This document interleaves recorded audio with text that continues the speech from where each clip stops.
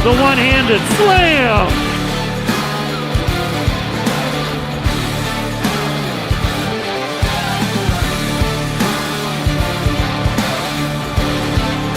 Has it. Touchdown.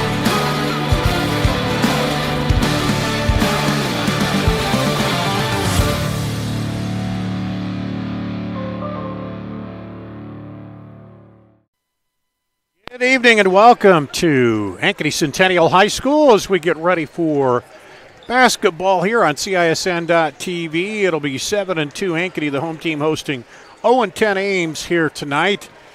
And Dar Danielson with you. We got a lot of people in the house, including Andy Pollock. Paul Yeager's around here somewhere. And, oh, there he is down there. He's talking, surprisingly. You can't miss him tonight. He's in a suit. Yeah, he's in a suit. Well, you know, he's a TV guy. He just got off doing his farm show and stuff. Us radio guys, we don't have to worry about doing our hair in the morning. Yeah, we don't worry about that. But anyway, well, this is Andy. I've seen Ames already once this year. They have some young players, some potential there, but they've, it's just one of those struggle seasons for them. They're after losing some good players to college, and they're a young team, a new coach. Well, I do see some potential out there, and I see that they play hard, but it's going to take them a little while here to maybe get on a win string and get that going. Well, it's really a situation of two teams that are at totally different points in their building of a program. You've got the Centennial program with Scott DeYoung, who's got more state titles than any coach in the state as far as girls basketball. Has been around for a long time. Not going to call him old. He doesn't like when you call him old, but he's been around for a long time. Coach DeYoung has seen a thing or two.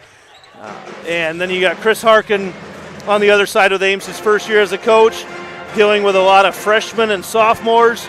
And it's really all about just building a program, like keeping things positive, keeping girls out. You have to work all the way down to the youth program to get those girls out for basketball as well. And he's got some of the pieces in place, but it's a matter of just figure out, for years, Ames basketball, I've watched my girls come up through the lower levels as well. And, Ames is a swimming town. It's a track town for girls sports.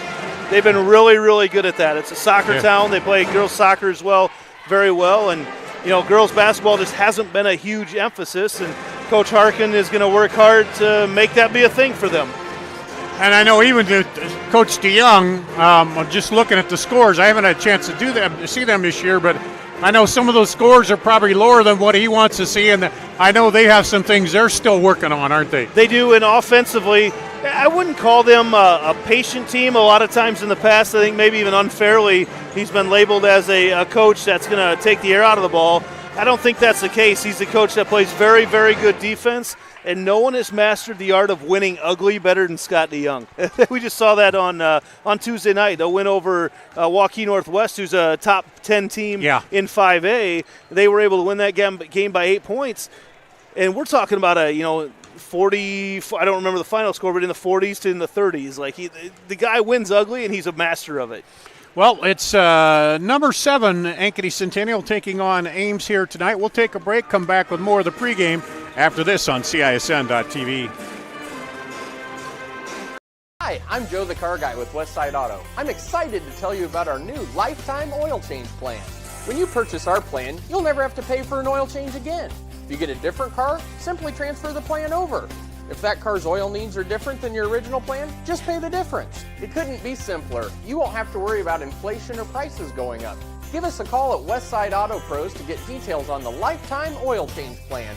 And remember, when I say lifetime, I mean your lifetime, not just your car's. Our team at DeArmond Ford Indianola are committed to giving you an exceptional ownership experience. As a family-owned business, my dad and I are in the dealership every day to ensure you experience the DeArmond difference. Our core values of hard work, honesty, trust, and integrity are what we build our business on. Experience the difference at the all-new DeArmond Ford Indianola, where you'll actually enjoy doing business. The all-new DeArmond Ford Indianola, DeArmondFord.com. Why do businesses succeed? The Better Business Bureau sees the traits of successful businesses every day. It's not easy, but it is simple. The BBB fosters trust between Iowa businesses and consumers. Visit bbb.org. Central Bank opened its doors in 1877 and has been proud to call Iowa home ever since. For more than a century, our family-owned business has worked hand in hand with friends and neighbors across the state to make their dreams a reality. Come visit us at our new location on Hickman and Waukee and see how Central Bank can make it happen for you.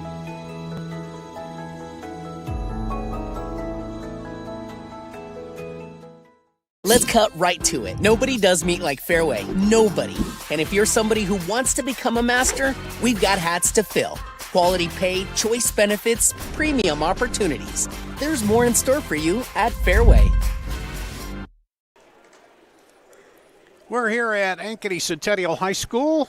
Ames and Ankeny Centennial getting set to tip it off here at a girl-boy doubleheader here tonight. Dar Danielson, Andy Pollock with you as they've dimmed the lights. And are we going to have the anthem first or introductions? We'll do starting lineups first, I'm pretty sure here. First. Okay.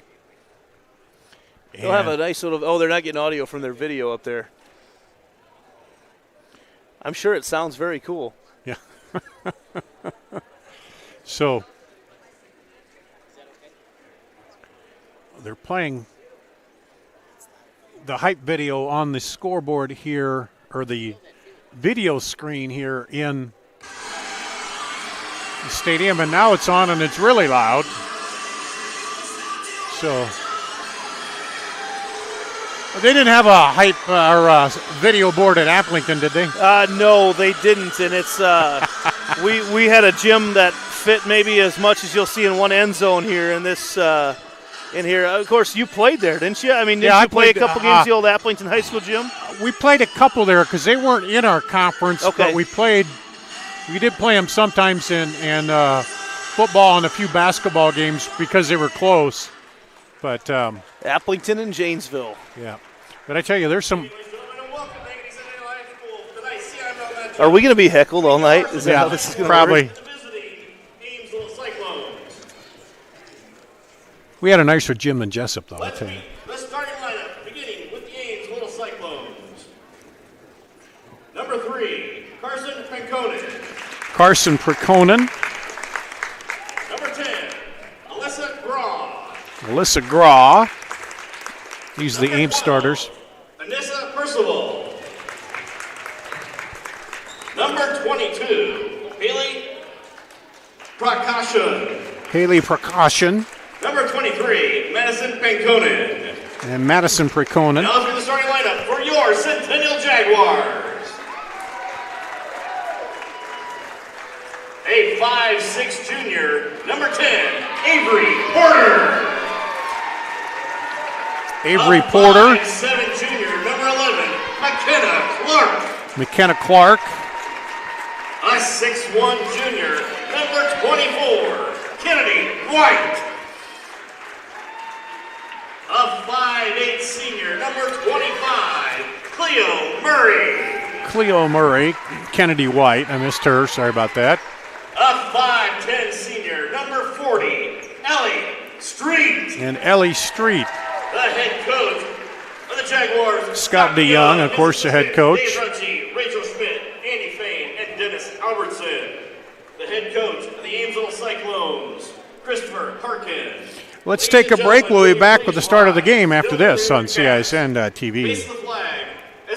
Hi, I'm Joe the Car Guy with Westside Auto. I'm excited to tell you about our new lifetime oil change plan. When you purchase our plan, you'll never have to pay for an oil change again. If you get a different car, simply transfer the plan over.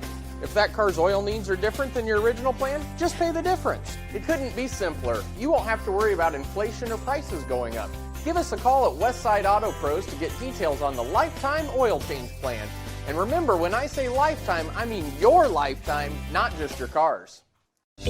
At Holt Plumbing and Heating, our team is clean-cut, professionally dressed, and always training to be the best. We have families too, and we understand that nothing is more important than keeping them safe and comfortable. Our passion is to be the clear first choice for all your plumbing, heating, cooling, and home service needs. A high-quality job with a smile and a little extra wow.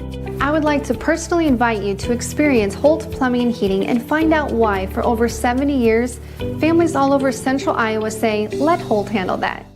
Our team at D. Armand Ford Indianola are committed to giving you an exceptional ownership experience. As a family-owned business, my dad and I are in the dealership every day to ensure you experience the D. Armand difference. Our core values of hard work, honesty, trust, and integrity are what we build our business on. Experience the difference at the all-new D. Armand Ford Indianola, where you'll actually enjoy doing business. The all-new D. Armand Ford Indianola, DArmandFord.com.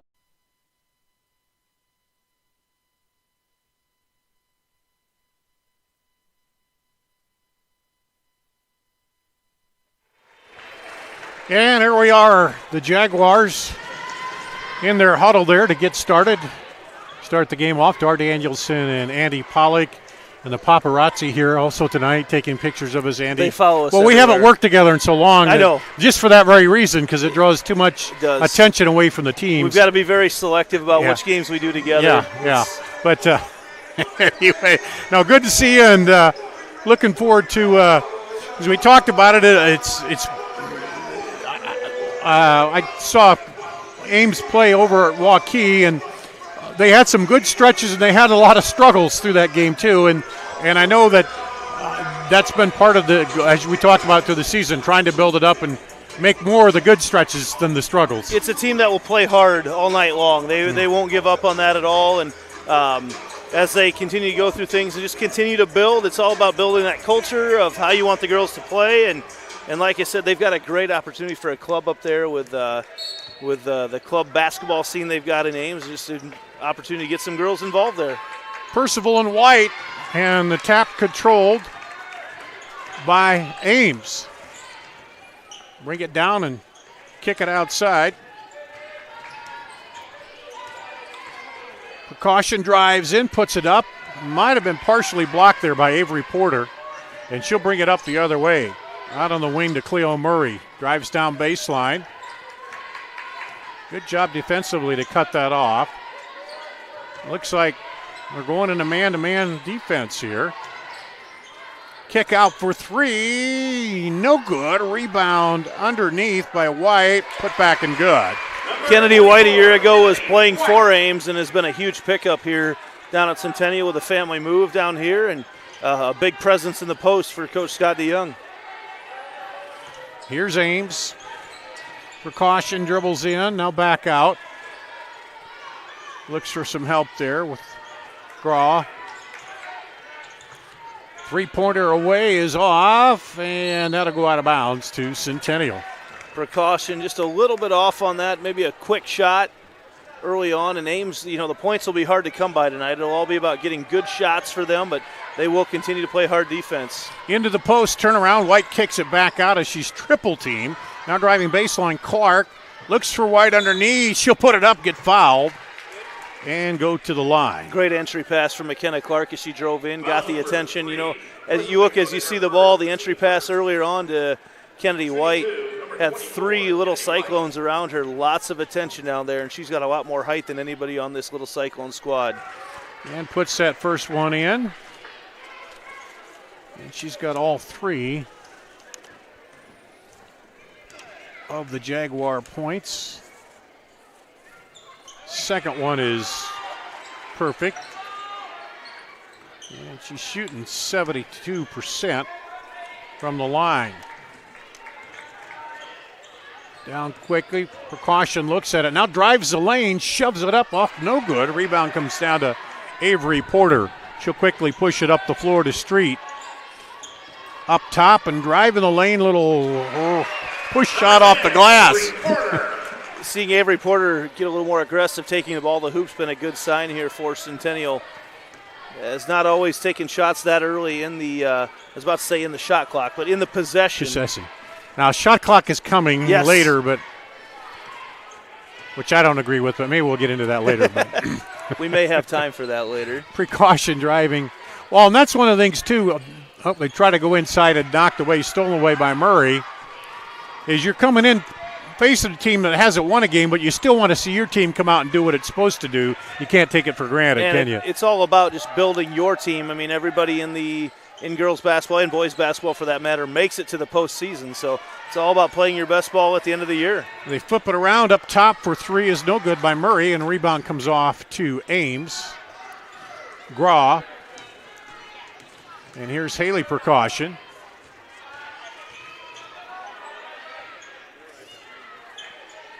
Looking to work the offense, stepping around and pokes it loose, and then it'll be a tie-up. McKenna Clark on the defensive side for the Jaguars, but and they will get it back. They were first pointing the other way, but the arrow does point the way of the Jaguars.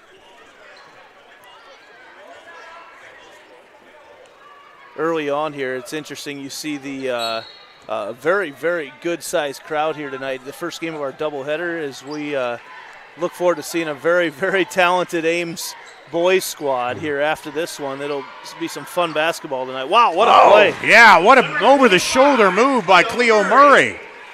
Didn't mean to take over the play-by-play duties but wow, all of a sudden, Cleo Murray, the reverse layup. Well, and she knew where she was and knew where the basket was, the defender, and right up over the shoulder.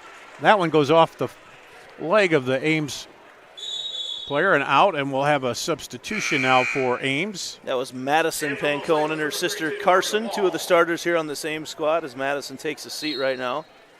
And Morgan Wall will come in. Clark brings it up. Now they rotate it over to Murray. Into the lane, not there, back out. Looked at the three, Clark did. Now they cut down the middle. That was good passing there, looking for that open spot in the defense. And the cut from Cleo Murray is really what opened it up, saw the open spot, caught her defender on her back hip, and was able to lay it in. Had they dropped into, I was trying to tell if that was a zone yet or a man, but it looked kind of like a 2-3 there, and they pulled them over, and then, as you said, dropped her in. And it was more of a, yes, that type of thing was more of a secondary break type thing. You get down there, maybe you don't get a shot initially driving in, but in the secondary type of things, all of a sudden you're able to find a cut. Usually a semi-design type play. You initially go down on your break, and it's fast break basketball. You're looking for the open man, but you get into that secondary break and looking for cutters at that point. Well, timeout called by Ames about halfway through the first quarter here, and they're still looking for their first points. And looks like Centennial will come out in some pressure here out of the timeout. And knocked away by Murray. Keeps it alive out to Clark. Clark now crosses over down the lane and through, but she got fouled. We'll see if that was before the shot. It might have been. Clark very quick off the dribble up at the top of the key. 22, Haley Precaution. Yeah, Haley Precaution, her second team foul. Murray gets it, dishes it off. Down the lane, a little too hard. Put back, up and good by Kennedy White. She's got 6. Kennedy White's made her presence known very early on here tonight for Centennial with 6. Precaution with it up top. Guarded by Porter. Down the lane, puts it up, no good. Porter with the rebound. Quickly out on the run. Clark pulls it back, dumps it in the post to White. Back out for 3. No. Man, I thought that was online here, but just off.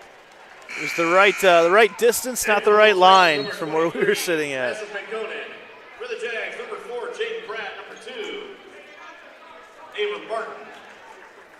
Ava Martin and Jaden Pratt in for Centennial. Martin, just a freshman, getting increasing minutes as the season has gone on. Again, all about figuring out the right lineups as you move through the course of the year, playing your best at the end. And here comes Ames.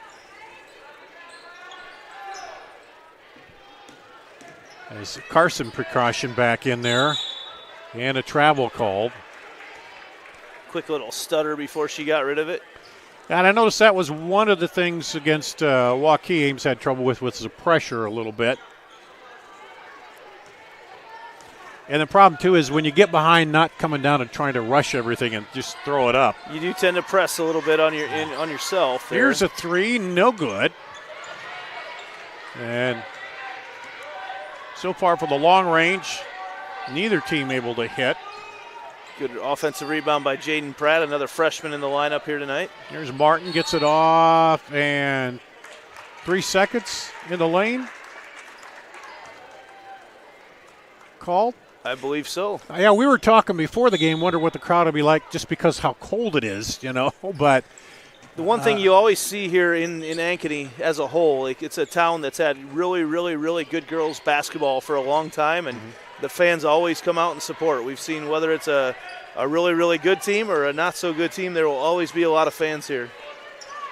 Over on the right side, on the drive, Percival up, no good, and now it goes off of Centennial, so they'll get the ball. Amesville under the basket, looking for their first bucket. Pratt and Murray, a little bit of miscommunication on the rebound, but Ames will have another opportunity here, get some points on the board. Throw it out deep to Percival. She tried to go inside, but picked off there by Martin. Cross court. Down the lane, Murray up and good. She's got 6. From a Centennial perspective, getting Cleo Murray to be able to come in and score a few more points, a big advantage for the Jaguars. Just on Tuesday night, the Jaguars played against Waukee Northwest, a brand new school who's had a really nice start to the year, a top 10 battle here, and the Jaguars were able to figure it out after playing them right before the break. Not too often you play the same team technically twice in a row. Twice in a row, yeah. Centennial and Waukee Northwest went at it a couple times in a row and split. That foul was on Ava Martin. First team foul on Centennial. And Street in there now. We'll catch up with everybody else here in a minute. Centennial on the break. Over to Pratt for 3. Good! There's the first three-pointer. Jaden Pratt. Jaden Pratt, not necessarily known for her outside shooting at 18%, but able to drop that one through. No hesitation at all. Rhythm 3.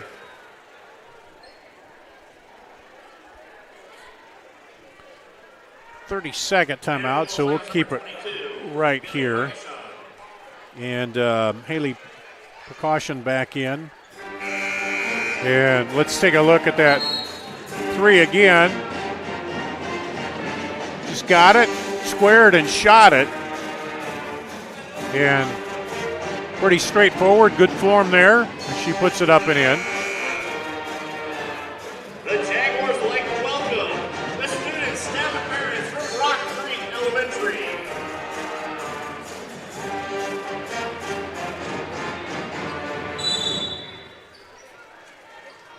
Boy, it's nice to have a band back in there. Yeah. Didn't have that last year. Adds a lot more to the atmosphere here in the gym. There's Percival. Down the lane. Yeah, there's a few. We were talking about it. Southeast Polk has one. Johnston has always had a band. Pep band. Now down the lane, up and over. A little too hard there for Ames by Mosley. Baseline up, no good. Rebound and taken away by Ames. Penconen.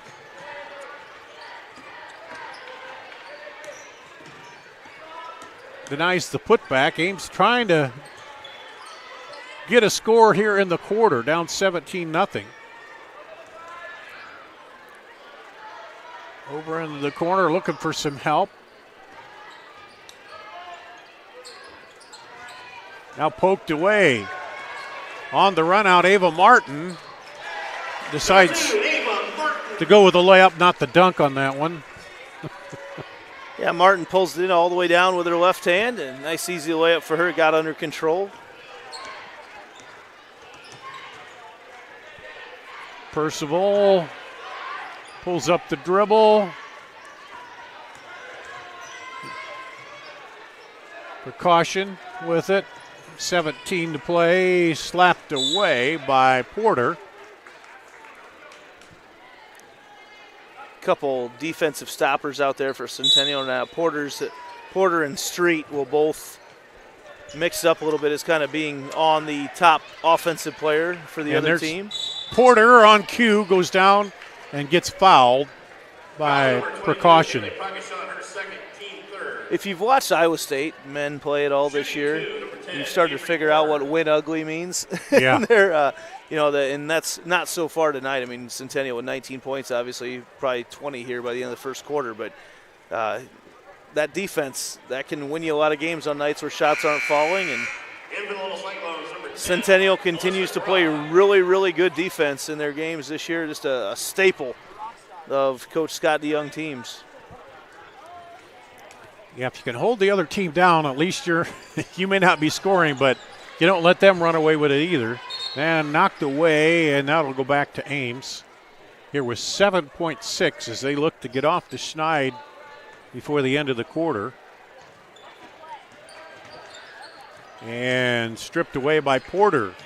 Porter down the lane and gets fouled again. Porter just operating on defense a little bit higher level tonight. Very tough, and this is one of those things I talked about in the pregame about developing your youth program. I mean, being able to develop a point guard, being able to develop someone that can take the ball up the floor against pressure like this, and that's so hard if it's not something you've been doing basically your entire career. It's so hard to all of a sudden be tossed into that and do it. Porter shooting 59%, and now has missed all 4 attempts here tonight, and that'll do it in the first quarter. 19-0 Centennial. We'll take a break. Be back with the second quarter after this on CISN.TV. Hi, I'm Joe the Car Guy with Westside Auto. I'm excited to tell you about our new lifetime oil change plan. When you purchase our plan, you'll never have to pay for an oil change again. If you get a different car, simply transfer the plan over. If that car's oil needs are different than your original plan, just pay the difference. It couldn't be simpler. You won't have to worry about inflation or prices going up. Give us a call at Westside Auto Pros to get details on the lifetime oil change plan. And remember, when I say lifetime, I mean your lifetime, not just your car's. Holt's Plumbing and Heating continues to be one of Central Iowa's fastest growing plumbing, heating, and cooling companies. I'm proud of what we've accomplished at Holt. Our team is leading the way in providing the latest in home comfort solutions, and we have fun doing it. Our passion is to be the clear first choice for all your plumbing, heating, cooling, and home service needs. But at the end of the day, a job well done and a happy customer means everything to us. Just one more reason why more and more Central Iowans are saying, let Holt handle that. Here at Ankeny Centennial, you see the Ames huddle as they're trying to work things out here, and Coach talking with them in the break, trying to work something out offensively. Christopher Harkin, the coach, and they will get the ball to start the second quarter. Dar Danielson here, along with Andy Pollock. And now pressure by Centennial. It'll stay with Ames. There's just no easy passes at all to be made. Nothing easy at all. Once you get in the half court, and every once in a while they'll extend that pressure to the full court, but once you're in the half court, there's nothing easy about it. And Centennial's got enough size, too, with the hands up. And you see they play defense the right way, moving the feet and hands up. Into lane, trying to bounce it in there. It goes off the, thought that was Ania White probably there. We saw a lot of points early on from Kennedy White. Have not seen as much lately as she spent the last half of the quarter on the bench, really for no reason other than just to get other people in the game. But definitely a welcome addition to the Centennial Jaguars this year. That one is off. Rebounded, and Mosley. Now take it away, back the other way by Murray. Puts it up, gets her own rebound, put back and good. Lost control initially as she went up for the left-handed layup, but as she got it back, nice little put back there for Cleo. She's got 8 to lead all scorers right now.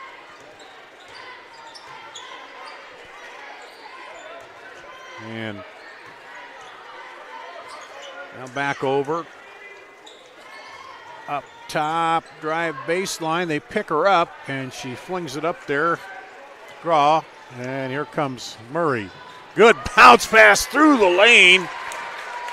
Wow, she had to get that between the defenders there. Flashback to the B.J. Armstrong days. Wow, the way that she got that through there. Ellie Street. Went through about 4 different sets of hands. Ellie Street finished it. Yeah, a lot of times they tell you don't pass it through the lane because there's too many arms and legs there. But she had enough lead on it to get it on the break. Now up top, knocked around. Oh, she took that. She had an open one, but she paused. That one goes off. No good. Up the other way. Stops and draws the foul. Does Porter. Foul number 3, Carson McConan, her second. Carson Precaution with the foul, her second. 15 foul. Yeah, you look down this Ames roster tonight. Penconen, who you talked about, a freshman. Several other freshmen there on the roster. You got Precautions, a sophomore. Graw, freshman. The only senior on the crew is Madison Penconen. Yeah, I'm sorry. I said I mixed that up. I said Precaution instead of Penconen. A couple of them on out that. there. There's 2 of each on here, so. I'll just make sure you get the Penconens right. That's blood relatives of mine, so make sure you get that in there. through the Norwegian side of the family. That's. Oh. Well, I won't hold that against him. That's where my bland taste buds come from. You put enough butter and salt or sugar on anything, I'll be in good shape.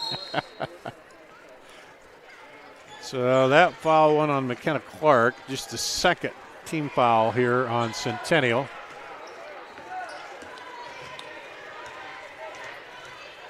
And stripped away, goes down, does the little dribble on the floor, and up ahead gets the bucket to Avery Porter. Once again, that great half-court pass coming from Cleo Murray. It was a good job to stay down and keep that ball alive. Now gets a screen.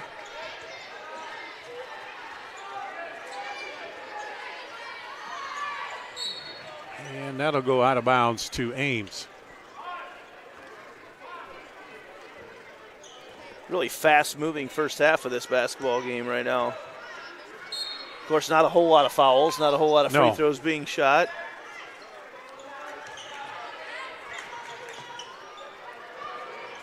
And really not a lot of turnovers, but a few turnovers by Ames, but a lot of missed shots. They're quick to get their shots up, you can tell, and they haven't been bad shots, really. Oh, down boy. the lane, and there's been a lot of those. McKenna Clark gets the bucket there. McKenna Clark. And it'll be a full timeout for Ames. So we'll take a break, come back with more after this on CISN.TV.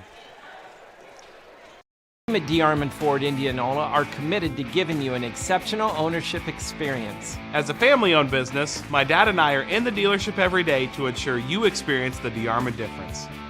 Our core values of hard work, honesty, trust, and integrity are what we build our business on. Experience the difference at the all-new D. Armand Ford Indianola, where you'll actually enjoy doing business. The all-new D. Armand Ford Indianola, DarmandFord.com. Use that for some other highlights too. Back here at Ankeny Centennial, Dar Danielson, Andy Pollock, as timeout by Ames. Coach trying to dial it up, looking for, and we'll see a replay here of, this is a fast break pass right through. Great vision, really good vision there by Murray. Through all the legs and arms to the other side, and results in points for Centennial. Ames still looking for their first points here. Murray averages just over 2 assists per game, and she's had a couple highlight reel assists here tonight. And Down the lane, spinning through, up, and gets her own rebound, and is blocked. And White did well to block that without drawing the foul.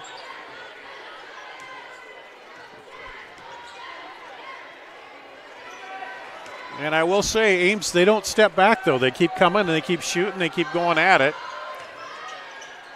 Kick out for three, no good. Rebound back up by White, and good. White just more physical down there, able to get that rebound, put it up and in. White. She's now got 8 points, averaging 9. Nice feed through the middle, runner goes for Percival. On the cut through there with Percival, nice look. Off the back iron, up and in. And then quickly back the other way, Kennedy White. Off the entry pass. Kennedy White. 32-2. And a jump ball we called. That'll go to Centennial, and then we're going to have some substitutions in here. Looks like we'll get Madison Penconen in, and Mosley, and Pratt for Centennial, and who else did I miss there? You got Ella Becker in as well.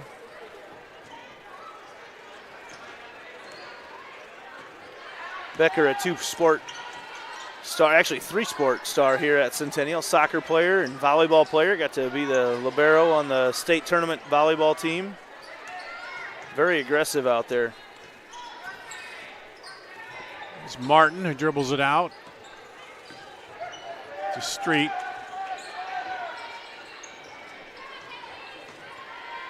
Underneath, White puts it up. White leading all scorers here tonight with 12 so far. Really just no one for Ames that can match her height down low.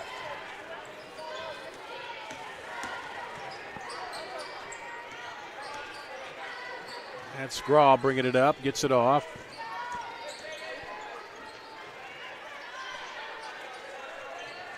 Back outside to Graw.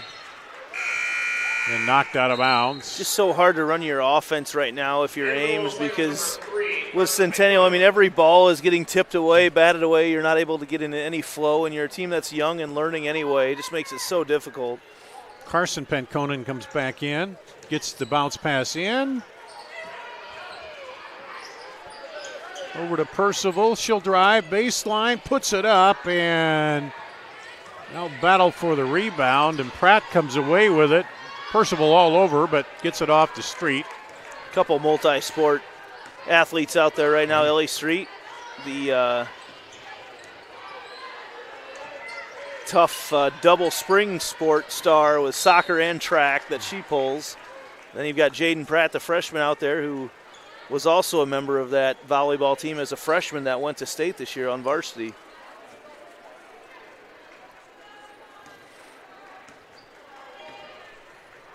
So coming up on 2 minutes to play first half here. Ames with it. Right side, precaution. Now look back inside. Mosley underneath. Throws it up.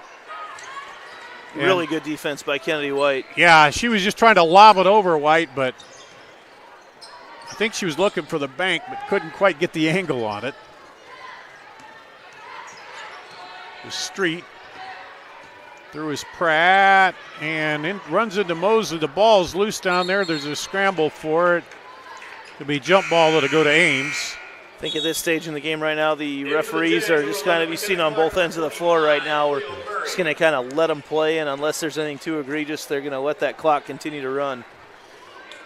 Cleo Murray, McKenna Clark back in for Centennial here.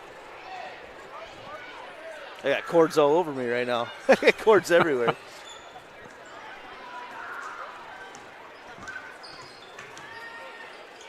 And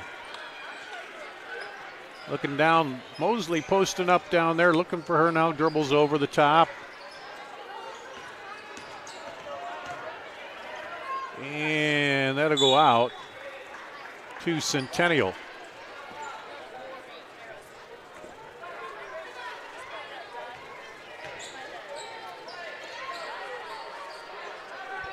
Rock Creek students and volunteers, please meet Mr. H at the entrance. Once again, Rock Creek students and volunteers. Up top with it, Martin gets it over to Pratt. Right now. Clark stops, drives, and loses a handle. Out for three, rolls out of there by Murray. Back over for three, short. And just back out for three again, this time no good. And Centennial just dominating the boards. Down the lane this time. Woo! The double roller and down for Clark. Ball rolled around the rim 3 times before it finally fell through for McKenna. That's the kind of shot that you always shoot for the movies at the end when it's a tight game. It Slow never motion. goes right in. It just Right. rolls around 3 times before it goes down to get the drama there on the slow-mo. And she stepped on the line and with 6.5 to go, Centennial will bring it in. Let's see if they get a shot off here. Into Clark, 4, 3, kicks it out, back over, Murray, good! At the buzzer. Number 25, Cleo Murray. Murray hits the 3 at the buzzer to make it 39-2 here at the half. Let's take a look at that one more time. As she comes down, gets it, and sets and pops it right through. It's funny how when they had all that time, well, that last possession, their open threes, they could have hit them, but here, you get that feet set and boom, and your form is perfect because I think you want to get it off before the clock, and you right up and through and got it down. It took about 58 seconds and 4 offensive rebounds to get their last 2 points, and then in 6.5 seconds they're able to hit a 3 here at the end. Well, 39-2 at the half. We'll take a break, come back and check out a little bit of the first half stats after this on CISN.TV. At DeArmond Ford Indianola are committed to giving you an exceptional ownership experience. As a family-owned business, my dad and I are in the dealership every day to ensure you experience the DeArmond difference. Our core values of hard work, honesty, trust, and integrity are what we build our business on. Experience the difference at the all-new DeArmond Ford Indianola, where you'll actually enjoy doing business. The all-new DeArmond Ford Indianola, DeArmondFord.com. Why do businesses succeed? The Better Business Bureau sees the traits of successful businesses every day. It's not easy, but it is simple. The BBB fosters trust between Iowa businesses and consumers. Visit bbb.org. Central Bank opened its doors in 1877 and has been proud to call Iowa home ever since. For more than a century, our family-owned business has worked hand in hand with friends and neighbors across the state to make their dreams a reality. Come visit us at our new location on Hickman and Waukee and see how Central Bank can make it happen for you.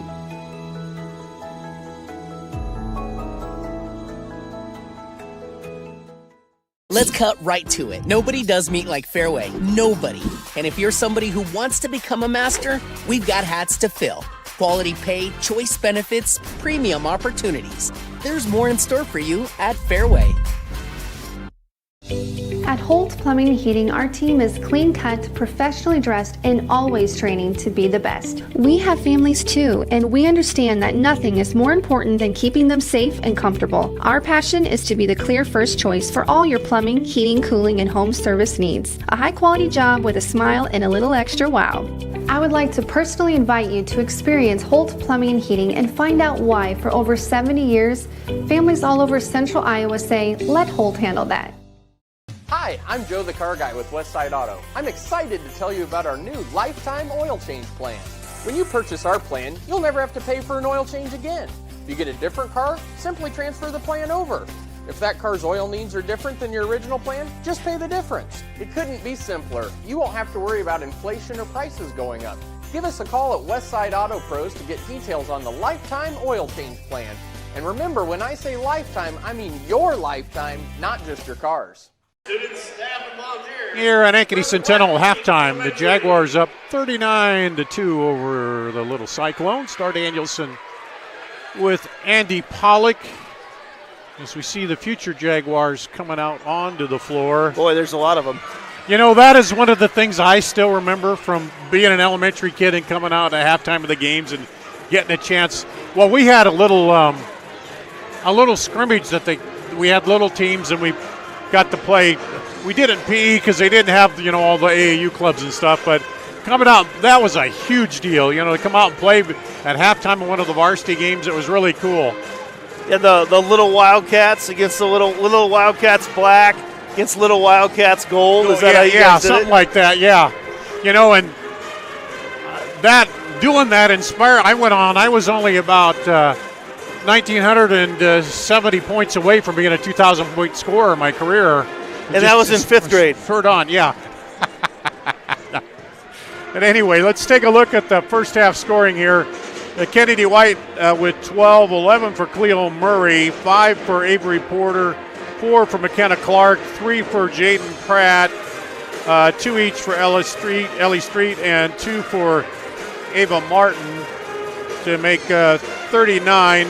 Just 2 points for Percival for Ames there in that first half. And for Centennial, looked like things going pretty well. 39 is what I think that's what they ended up with at the whole game. The last one wasn't it? Yeah, it was pretty close with that. And a big part of this has been Centennial's defense has just made things impossible for Ames to run their offense. Gets them into taking some quick shots. Just things have been very, very difficult to do. A big thing for Centennial tonight has been on the offensive boards. They've got 12 offensive rebounds, and that's led to a lot of second chance opportunities. Jaden Pratt was 6 of those. There's 6 rebounds total, but all over the board. Centennial just kind of operating at a different level, playing a step ahead of Ames right now. And we got a couple replays here, I think. What do you want to do first, the roller one, or let's see, Randy will get those queued up here. And yeah, here's the one shot that was a spinner. As you see, it went around 1, 2, and then down. And then right at the end of the half here, we had the 3-point play. And Randy will get that pulled up. And here we go, kicks it over, and boom. The 3 there by Jaden Pratt. So overall, a pretty good first half for Centennial. And for Ames, again, they haven't backed away. They've been coming down, trying to get the shots. And that's the biggest thing when you're getting blocked or you're missing those shots. It's easy just to kind of come down and kind of phone it in as you were, and just But I haven't seen any signs of that yet out of Ames. No. And as they come down, they're still aggressive with the ball. And when you have that opportunity to take the shot, you do. You shoot your shot at that point. And Ames, a team averaging just 22 points a game right now as a team. So when you have those opportunities, you have to take them, and just really not able to get them to fall right now. Well, we are at halftime. Let's take another break. We'll do that. Come back with more after this on CISN.TV. Right to it. Nobody does meat like Fairway. Nobody. And if you're somebody who wants to become a master, we've got hats to fill. Quality pay, choice benefits, premium opportunities. There's more in store for you at Fairway. It's the Black Friday sales event all month long at Schottenkirk Chevy Waukee with over 350 qualifying used vehicles, 5 cars under $1,000, $99 payments. Cars will be sold for just $1. No payments until spring 2022. Over $5,000 in door prizes and cash. For a list of our $1, $1,000, and $99 payment cars, call or stop in. Schottenkirk Chevrolet Waukee. WaukeeChevy.com. We are so much more than an energy company. We are connectors, community protectors, and clean energy leaders. We are job creators, friends and neighbors, stewards of your dollars and savings. Yes, we are so much more. We are the energy behind your everyday, and we are obsessively, relentlessly at your service.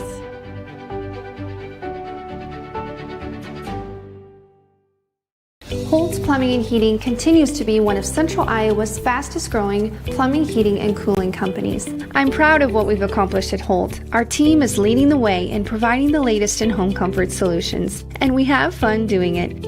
Our passion is to be the clear first choice for all your plumbing, heating, cooling, and home service needs. And at the end of the day, a job well done and a happy customer means everything to us. Just one more reason why more and more Central Iowans are saying, let Holt handle that. Let's cut right to it. Nobody does meet like Fairway. Nobody. And if you're somebody who wants to become a master, we've got hats to fill. Quality pay, choice benefits, premium opportunities. There's more in store for you at Fairway.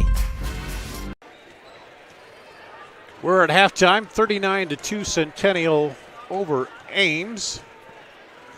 And Dar Danielson, Andy Pollock here.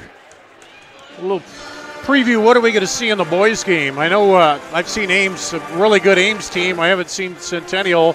What are we going to see out of them here coming up? Well, for Centennial tonight, they're going to have to hit some shots. It's been really hard to come by hitting the outside shots especially. They've got some guys that can handle the ball. They've got a team that plays hard defense, but the shots have just been really hard to come by. And in order to stick with it with number one Ames tonight and stay in that game, they're just going to have to hit some shots. That is what it comes down to.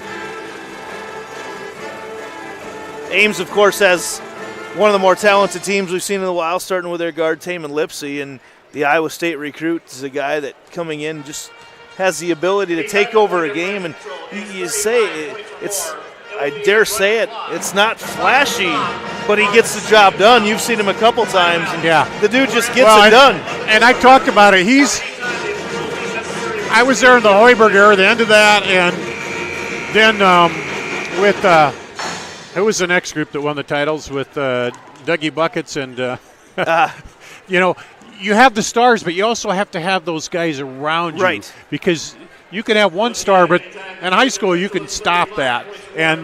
But they're so balanced, and that's the thing. They have a lot of people who can score, a lot of people who can defend, and that's what makes the team overall. You can have one or two stars, but if you don't have the supporting cast, you aren't going to get very far. Well, and it's a group of kids. 4 of them have played together for a very long time since growing up, and Lipsey is kind of the guy in that group, the one everyone recognized. But yeah, like you said, it's a very talented group, and they've got that chemistry. And Ames has certainly been known for a couple really, really good teams in the past, and this is one of them. They may not have the star power as what they've had in the past with some of that top-level talent, but they've certainly got the pieces in place to make it a team that you can remember here.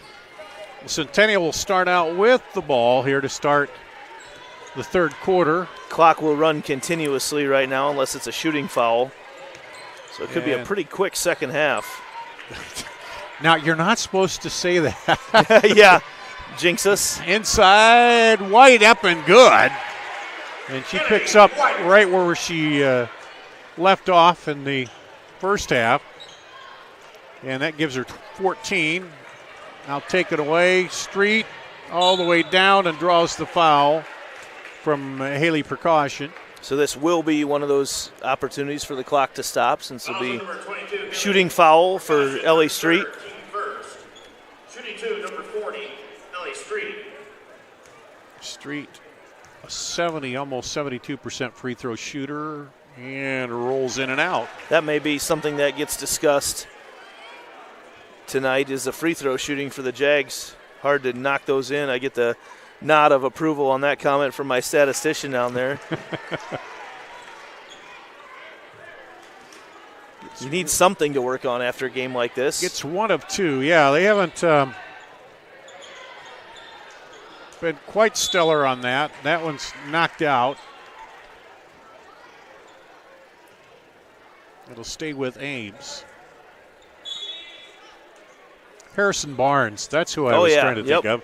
I had a mental block there. Harrison Barnes, you said Dougie Buckets. Bubu Palo was another guy on that team. He was kind of the guy that ran the whole show for them. Yeah. And there's a foul called on the drive by Graw.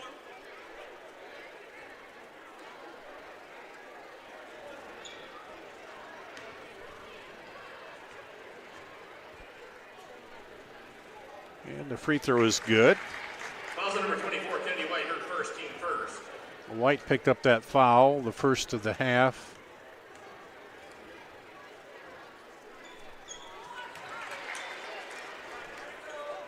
And 72 is number 10, Melissa Graw. Can you name a team in Iowa? I mean, I think back to maybe just a couple. Cleo Murray there with the 3 there, but just looking back at some of those Ames guys that we talked about from 8, 9, 10 years ago with McDermott and Barnes, 2 professional players on the same team. Can you name a team in any sport in Iowa that's had 2 professionals, 2 guys that end up in the pros on the exact same team? That's got to be pretty difficult to come by. Yeah, I'd have to think back, but it has been. Hoiberg had some good players. Some of them went on to Division III and other played in college too. Yeah, everyone I think off the you're right. That was back the early 90s, like right at the beginning turn of the 80s into the 90s were those Hoiberg teams. Yep. If I look back, I'm even trying to think, being from Applington, Parkersburg, a couple of those guys might have played together, but certainly not out of the same class. Yeah. The guys that went to the NFL. Yeah, and then you had, when Hoiberg went to Iowa State, then you had Lauren Meyer, you had Hurl Beecham, you had all those Iowa guys that came onto that team, which is a little something different, too, for you don't see a team with as many Iowa guys on it anymore, either Iowa or Iowa State. Yeah, a couple professionals just from the state, let alone from the same school. It's very cool. And there's White with the bucket. All right, good luck, Dar. You got this down? Is this the second line or the third line? Here we go. Line change now. Here we go.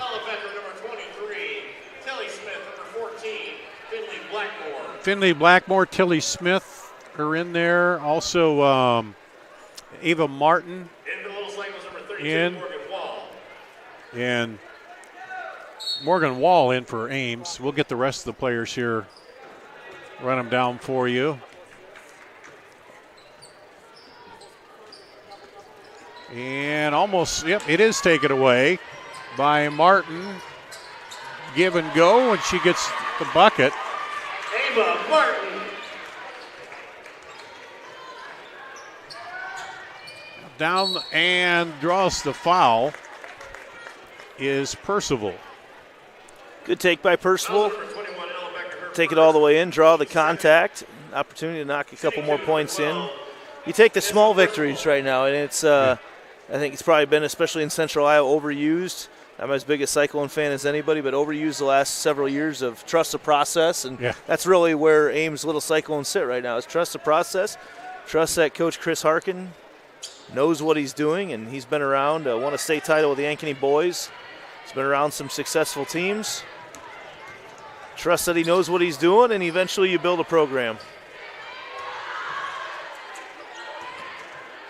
There's a 2 off, no good. Rebound, Mosley.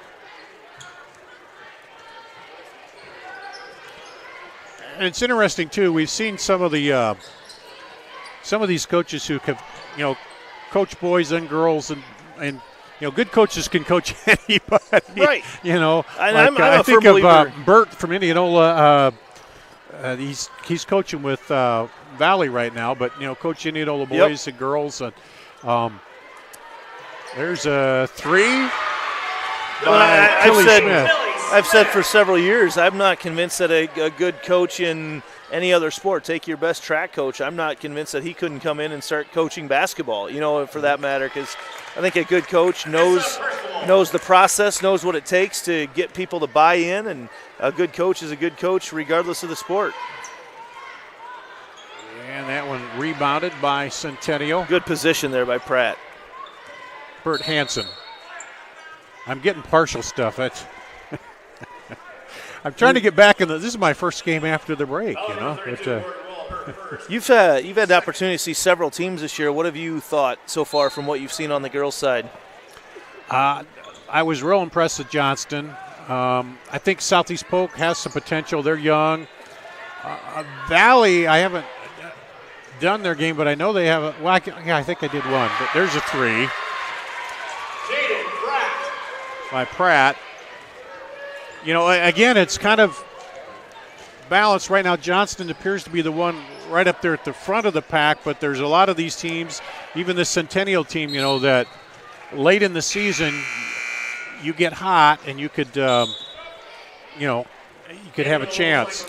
This Centennial team, as I look down, I see Olivia Anderson, who was a huge part of their state qualifying team or semifinal team here a year ago. You know, tears her knee up towards the end of the volleyball season, and she's down on the bench. I think about what the Centennial could be like with a couple big offensive threats down there, which they just don't have right now. But you know, the way they play defense, and that's going to be the name of the game, which with whatever team can probably play the best defense and, like you said, get hot, maybe hit a couple shots that you don't normally hit at the end of the year, and before you know it, you're hoisting the trophy. Yep. There's the runner by Finley Blackmore.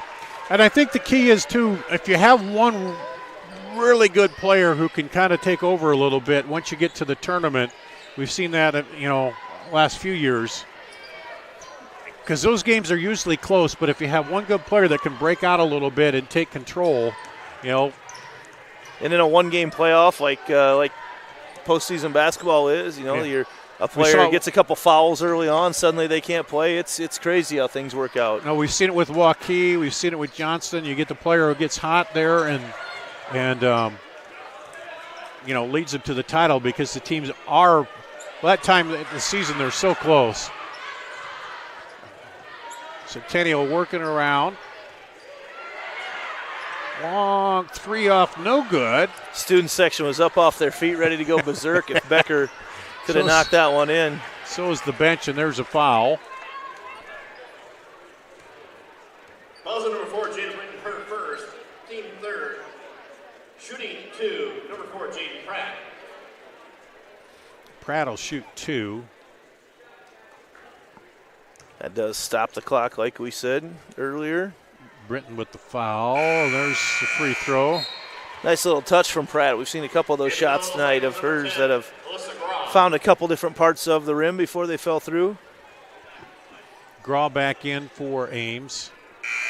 Middle singles number 23, Madison Penconen. Penconen back in. Madison Penconen back in.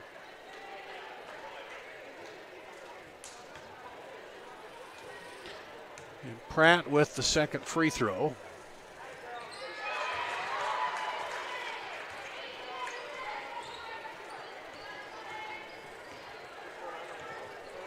And under a minute to play now here in the third quarter.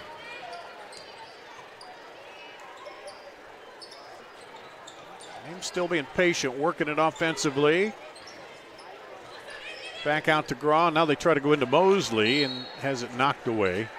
And it's one of those, it's the right idea. I mean, they see a passing lane, they get it there, but things just taking a little extra half a second to click, and before you know it, Ella Becker, has her hand in the passing lane. So the right decisions are being made. They just need to be made a little bit quicker for Ames.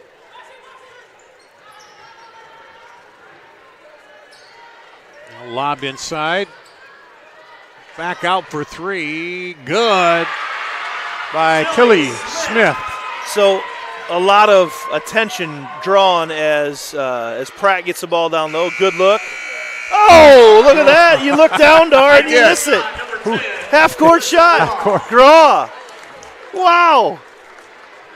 Of course it would happen if I looked. Right as you look down. Right at the half. Do you have it again here? And there's Graw from the half court. Yes, good. Yeah, I looked down just to write my score sheet and boom. 62-9. Let's take a break. We'll be back with the fourth quarter after this.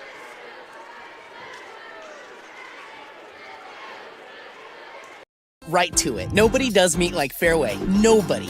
And if you're somebody who wants to become a master, we've got hats to fill. Quality pay, choice benefits, premium opportunities. There's more in store for you at Fairway. Why do businesses succeed? The Better Business Bureau sees the traits of successful businesses every day. It's not easy, but it is simple. The BBB fosters trust between Iowa businesses and consumers. Visit bbb.org. Central Bank opened its doors in 1877 and has been proud to call Iowa home ever since. For more than a century, our family-owned business has worked hand-in-hand with friends and neighbors across the state to make their dreams a reality. Come visit us at our new location on Hickman and Waukee and see how Central Bank can make it happen for you.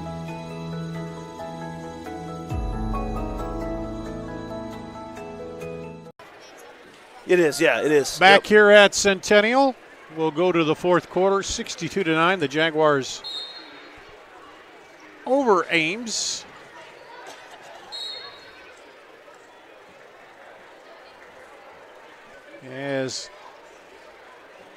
Well, that was their highest scoring quarter with, let's see. They had 5, right? 5, yep. Or no, they had 7. 7.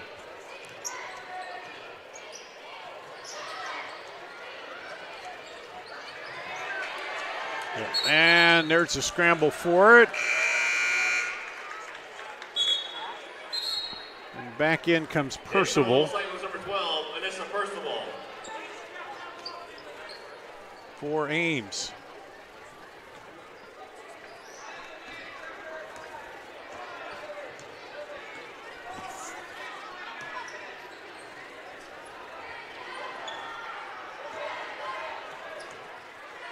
Up top.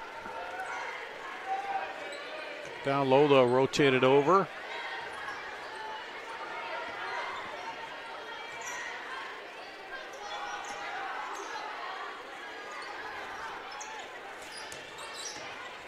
Now here's the case where this is one of the cases where I wouldn't like the shot clock, because if you're ahead and you're not just trying to stall to be stalling, there's a 3. Good. As that's I'm not sure that'll be on your roster. That's Madison Belshaitis. Okay. For Centennial. She's on the stats, but I don't think she shows up on the roster here tonight. So freshman. She gets the 3. Madison Belshaitis. Yep. Okay. But anyway, that's the case where, if you're the lead, you shouldn't force to be shooting it up. Right. If it's something like a game like this where it's out of hand. But well, it's kind of a double-edged sword right now too, because I'm not sure you have a whole lot of scorers in the game, as Blackmore gets ready to launch one as well. But you just don't have a lot of people that are generally used to scoring in a big setting like this in the game.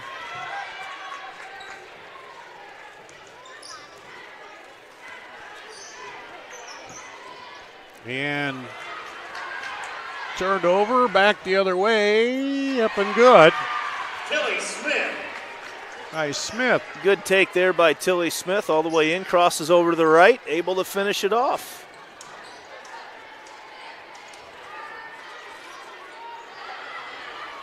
Up and no good. Rebound pulled down by Becker. Long outlet, and she saved it back to the other team. Here comes Ames. And then a foul on Finley Blackmore. Fouls number 14, Finley Blackmore, her first, team third. Shooting 2, number 4, Jada Britton. Jada Britton will go to the line.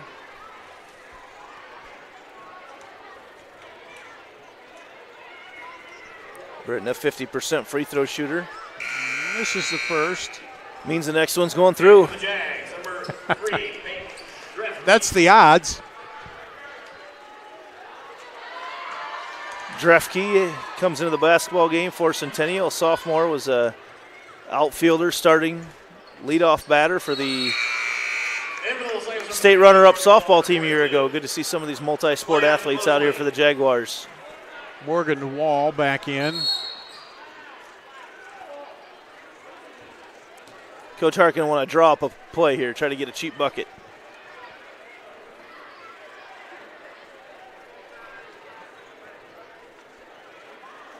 And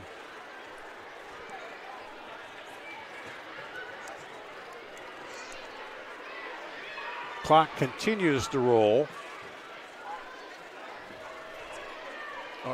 Well, excuse me. We're in a timeout. Yeah. Is it full timeout? I'm sorry. Did you want me to take a timeout, Randy? We'll keep it here. That's one of the things that's always driven me nuts here. I've done a lot of games in the Centennial gym, but they run the clock during the timeouts. So you only know how much time's left in the timeout. So I'm not quite as seasoned as you are, so I don't know the time always that remains on the clock. So I need to look up during the timeout to let people know, and here we sit. Well, I wasn't either, because I'm thrown off by trying to get all the new names on here. But anyway, Really, you look around, look at the amount of fans we've got here tonight for this one. Yeah. That's crazy to me. I've heard Coach Scott DeYoung say several times, and actually Centennial and Ankeny play each other on Tuesday night. That's a game that'll be carried on Centennial Digital, but a game that's he says there won't be many places in the entire country that will have more fans there for a girls' game than what there will be there when Ankeny and Centennial play against each other, which to have girls growing up in this school district, I think that's pretty cool. Yeah. Well, we always had a lot of people there for the girls' game, and then they left for ours because the girls were really good and ranked. And you're led by our boys' team wasn't quite as talented. I'll just led say by that. All-Stater Ramona Mitchell. Yep. Or Ramona, I should say. She was Henriksen at that point, yeah.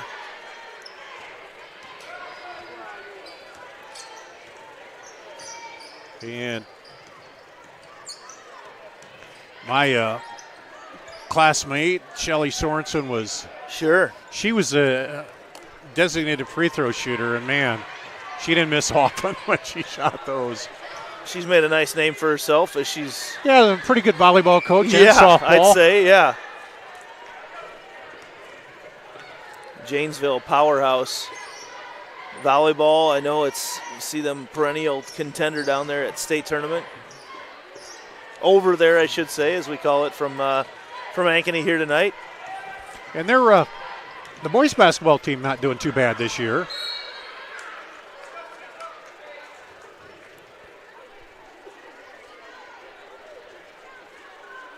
I was looking through the top 10 earlier today for girls basketball in 5A as we go through, and one of the teams that stands out big time is Dowling right now. I don't know if you've seen them play yet this year. I haven't yet. They're 10-0. 10-0. Yeah. Ranked number 4 right now in the state, and that's a team that we won't get a chance to see here until the very end of the year. I know they'll be on CISN on Tuesday night as they play Valley. Might be a good opportunity to see exactly what Coach Meyer and squad can do, but a team that a couple of years ago loses one of the best players in the entire country, and Caitlin Clark, as she graduates and moves on to Iowa and has made quite a name for herself there. And yeah, she's done all right. Yeah, and just fine. But there again, another, you talk about Coach Meyer, another coach who could coach anything right, probably. Exactly, yep. Boys, girls, whatever, just has the talent and ability to get the best out of her teams.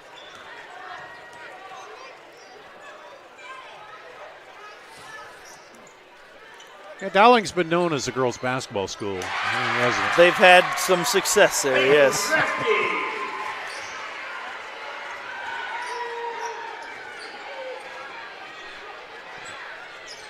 And that was Peyton Drefke? Yeah, three-pointer from the corner. Drefke, see, I was nice trying touch. to figure that out because they had 2 different numbers for her, and I looked at the other one. Yep, that is definitely. She's wearing the 3, right? P, as they call her on the softball field. P, okay. Yep.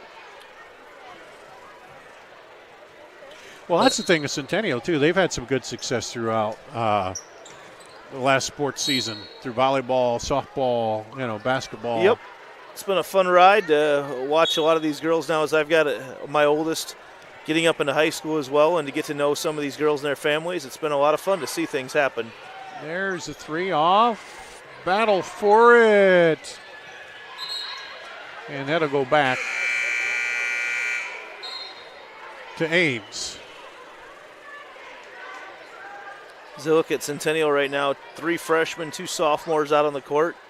Not a whole lot different than what Ames has out there either. A lot of freshmen and sophomores. Ames all spread out right now. And the little seconds number 0, Dakota Lewin. Number 3, Carson Manconi. Number 4, Gina Britton. Rebound to Centennial, and then a foul will be called on Britton. And also in there, Dakota Lewin came into the ball game. The buzzer. Wouldn't be surprised to see Centennial to sit on this for the rest of the game right now.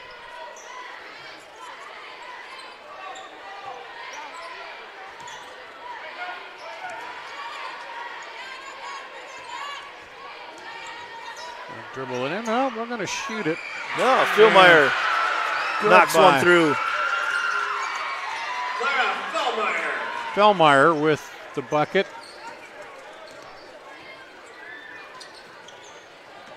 And That'll go out of bounds, and this one will just about be over.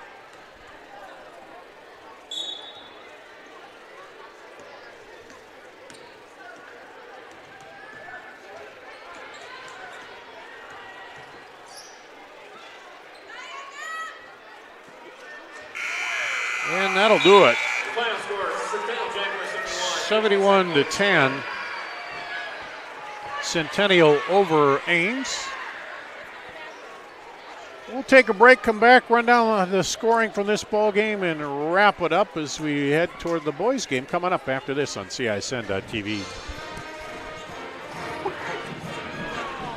A Black Friday sales event all month long at Schottenkirk Chevy Waukee with over 350 qualifying used vehicles. 5 cars under $1,000, $99 payments. Cars will be sold for just $1. No payments until spring 2022. Over $5,000 in door prizes and cash. For a list of our $1, $1,000, and $99 payment cars, call or stop in. Schottenkirk Chevrolet Waukee. WaukeeChevy.com. We are so much more than an energy company. We are connectors, Community protectors. And clean energy leaders. We are Job creators. friends and neighbors. stewards of your dollars and savings. Yes, we. We are so much more. We are the energy Behind your everyday. And we are Obsessively. relentlessly. At your service.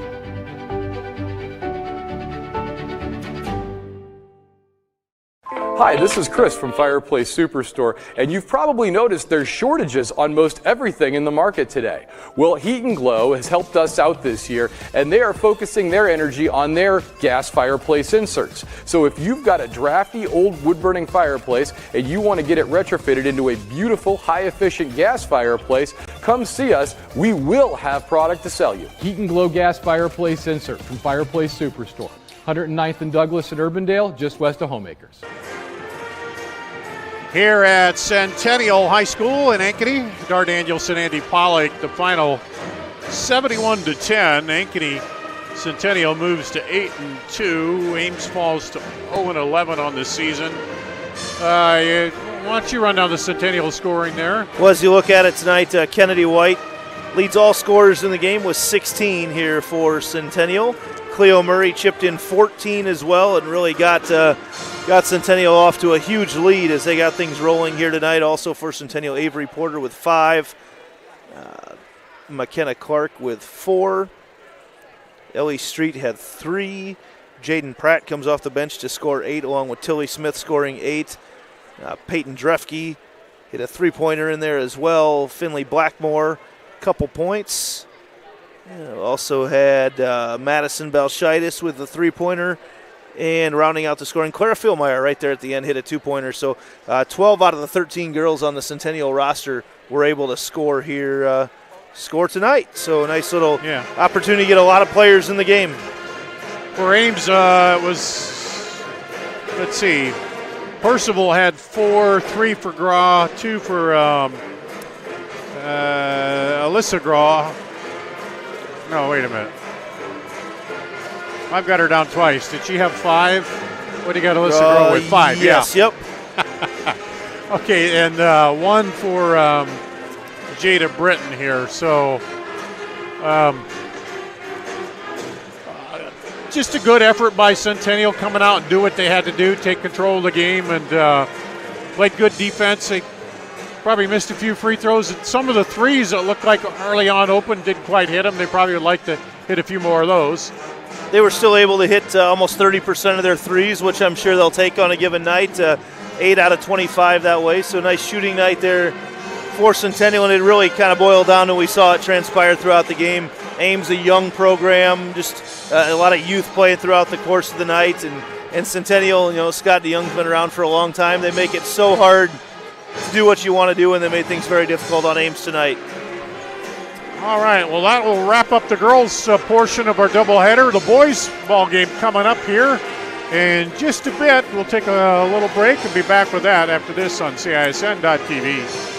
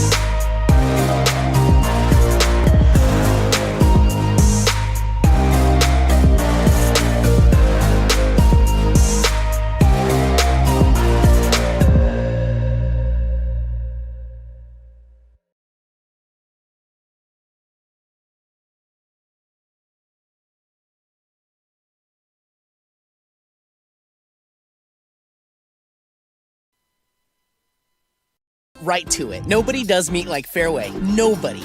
And if you're somebody who wants to become a master, we've got hats to fill. Quality pay, choice benefits, premium opportunities. There's more in store for you at Fairway. We are We are so much more than an energy company. We are connectors. Community protectors. And clean energy leaders. We are Job creators. Friends and neighbors. stewards of your dollars and savings. Yes, we. We are so much more. We are the energy Behind your everyday. And we are Obsessively. relentlessly. At your service.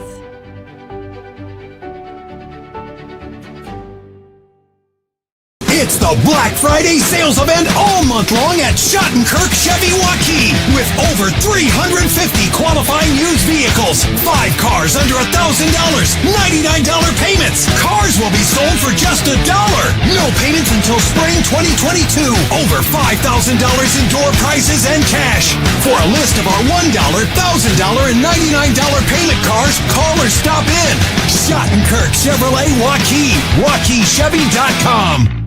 Hi, this is Chris from Fireplace Superstore, and you've probably noticed there's shortages on most everything in the market today. Well, Heat and Glow has helped us out this year, and they are focusing their energy on their gas fireplace inserts. So if you've got a drafty old wood-burning fireplace and you want to get it retrofitted into a beautiful, high-efficient gas fireplace, come see us. We will have product to sell you. Heat and Glow gas fireplace insert from Fireplace Superstore.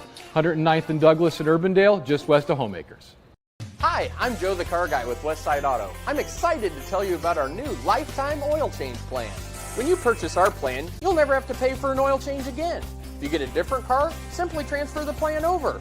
If that car's oil needs are different than your original plan, just pay the difference. It couldn't be simpler. You won't have to worry about inflation or prices going up.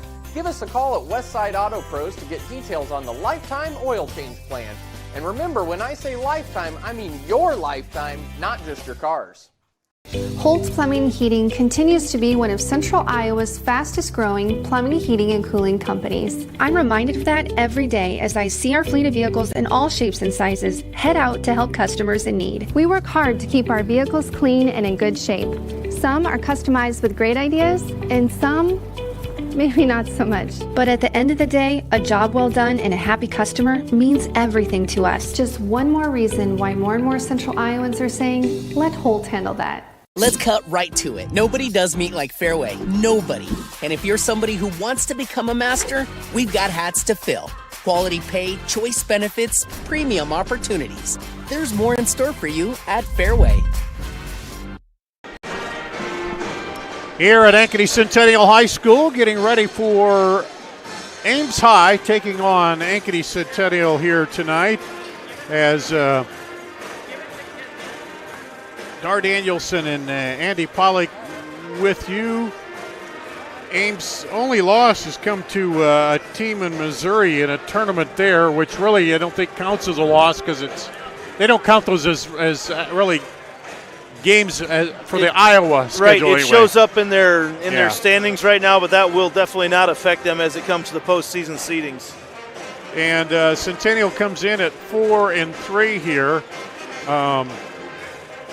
And they, as you mentioned, they played Waukee Northwest kind of back to back there, a couple of those games. And so another test for them here tonight against this Ames team, which we've talked about a little bit already, their talent.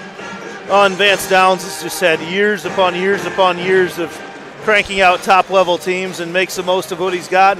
A lot of these guys that we'll see here tonight, I saw them play and knock Centennial out of the postseason a year ago, and so they've certainly got the talent. They're a long team. Just watching them warm up, what strikes you first as they come out of the court is the length and how disruptive they can be on defense. So looking forward to seeing Ames for the first time here in 2022 tonight. Yeah, and Lipsy, he can be kind of quiet and distribute the ball, and then all of a sudden he can just take over too and start attacking and scoring. He can do either one, whatever the team needs at the time. The one thing he's always been very good about is just not really forcing things if they aren't there. He's at 16 points a game, listen to this, 16 points a game, just over 6 assists per game, and just under 2 turnovers per game. So to have basically a 3-to-1 assist-to-turnover ratio, that's really impressive in high school basketball. Yeah, then you look at Ames and, they have a couple other guys, too, averaging in double figures. Corey Phillips and Trevion LeBeau is also averaging 12 a game. And we mentioned it that they complement him, and then they have some good length and size, too, on the Ames team. LeBeau is really a brawler down low. He really fills up the lane. He's a guy a year ago that had moved down here in the first semester from Waterloo East, and to see him play, had a really, really good run with him in the second half of the season. It was fun to watch all his development as he went on, really fit in and complete a lot of nice pieces here with this Ames team. Well, second half of our doubleheader will be coming up in just a bit, and we'll take another break and be back with more after this on CISN.TV. At DeArmond Ford Indianola are committed to giving you an exceptional ownership experience. As a family-owned business, my dad and I are in the dealership every day to ensure you experience the DeArmond difference. Our core values of hard work, honesty, trust, and integrity are what we build our business on. Experience the difference at the all-new DeArmond Ford Indianola, where you'll actually enjoy doing business. The all-new DeArmond Ford Indianola, DeArmondFord.com. Why do businesses succeed? The Better Business Bureau sees the traits of successful businesses every day. It's not easy, but it is simple. The BBB fosters trust between Iowa businesses and consumers. Visit bbb.org. Central Bank opened its doors in 1877 and has been proud to call Iowa home ever since. For more than a century, our family-owned business has worked hand in hand with friends and neighbors across the state to make their dreams a reality. Come visit us at our new location on Hickman and Waukee and see how Central Bank can make it happen for you.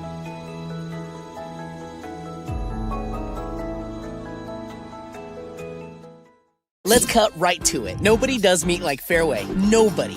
And if you're somebody who wants to become a master, we've got hats to fill. Quality pay, choice benefits, premium opportunities. There's more in store for you at Fairway. At Holt Plumbing and Heating, our team is clean-cut, professionally dressed, and always training to be the best. We have families too, and we understand that nothing is more important than keeping them safe and comfortable. Our passion is to be the clear first choice for all your plumbing, heating, cooling, and home service needs. A high-quality job with a smile and a little extra wow. I would like to personally invite you to experience Holt Plumbing and Heating and find out why, for over 70 years, families all over central Iowa say, let Holt handle that. Hi, I'm Joe the Car Guy with Westside Auto. I'm excited to tell you about our new lifetime oil change plan. When you purchase our plan, you'll never have to pay for an oil change again.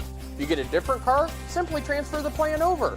If that car's oil needs are different than your original plan, just pay the difference. It couldn't be simpler. You won't have to worry about inflation or prices going up. Give us a call at Westside Auto Pros to get details on the lifetime oil change plan.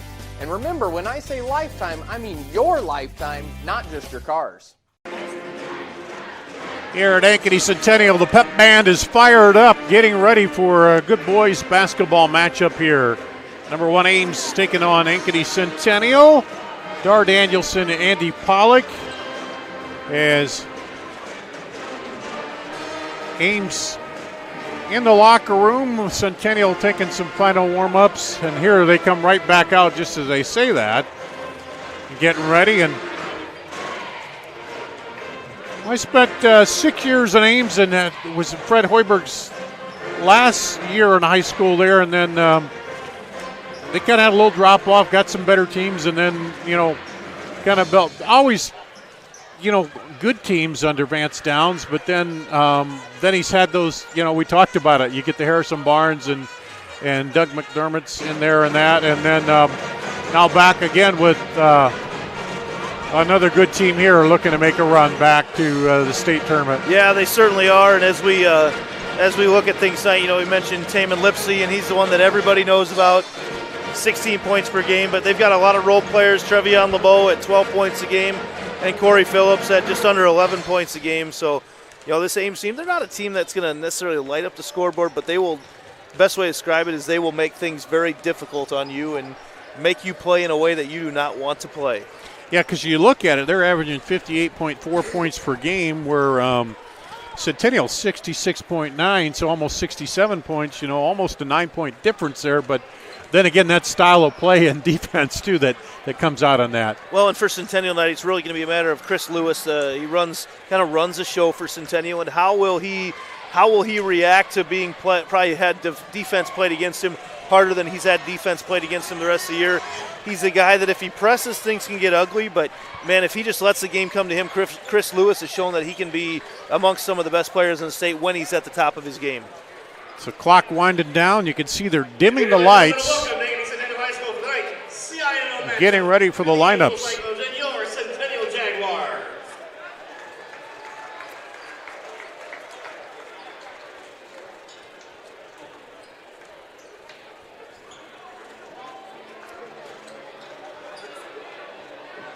And they'll play that hype video before the start of this matchup here tonight.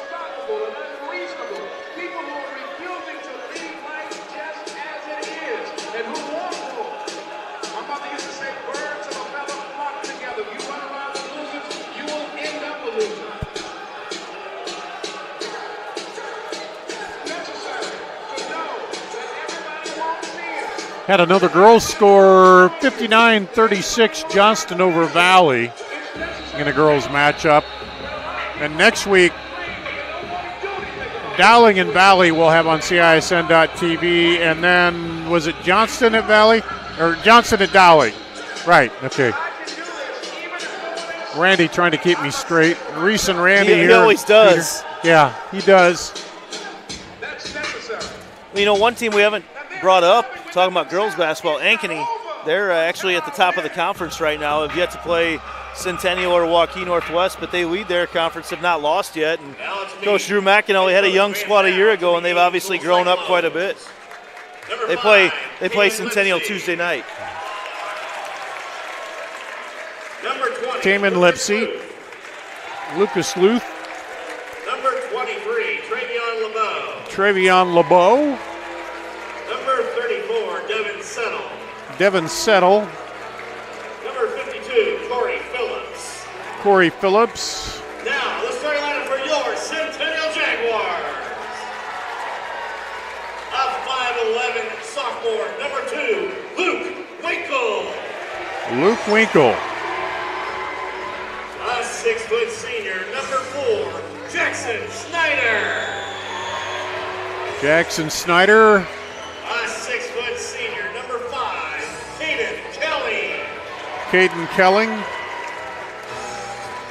A 6'5" sophomore, number 30, Chase Shuddy. Chase Shuddy. A 6'5" senior, number 44, Kellen Nielsen. And Kellen Nielsen. I remember Bob Fontana when he coached in Cedar Rapids, and my son played for Urbandale, and they played them in a few games. He's been a coach, been around a while, had a lot of success as well. And he coaches tough teams, make sure that his kids play good defense. Not always the best shooters, but definitely makes his kids, they play tough. They respond to his hard style of coaching very well. Did he come over when the school opened, didn't he? No, it was a couple years after. A couple years after? Okay. Just trying to remember if it was right when they came over or not. But yeah, it all runs together right now. Yeah. Centennial's been at school now for 9 years. It was a couple years after. Yeah, I'm quite certain that he moved here. All righty, we're ready to go. Ames in the orange uniforms, the white home uniforms for Centennial. So this is something interesting right now. Chris Lewis, who I mentioned in the pregame show, not starting tonight, and we've seen this earlier in the year. Some of his best games he's played off the bench, the leading scorer for Centennial. And Winkle getting the start for him tonight. That rattles around and over the scores table, and they award it to Centennial to start it. And so they'll award it to Centennial, but they were trying to get the arrow right on the alternate possession clock. They got her. So we're ready to go. Kelling with it. Off to Winkle, they rotate it back around to Kelling. He's guarded by Luth, drives in and gets a reach-in foul. Foul number 20, Lucas Luth, his first team On Lucas Luth. Luth, a long body out there. They've got him listed at 6'7". And with his arms, it looks like he can about reach up and grab the hoop where he stands there right now.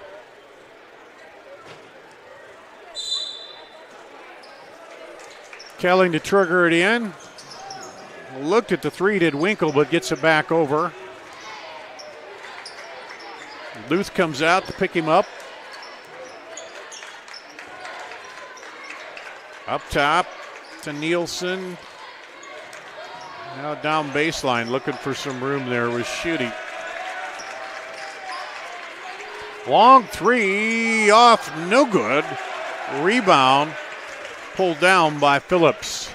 Not so sure that's the shot they want right now from 25 feet away. Now a little bit, long and early here. Phillips with it for Ames in their first offensive possession. Looked at Lipsy down low. Now they'll rotate it back around to Luth.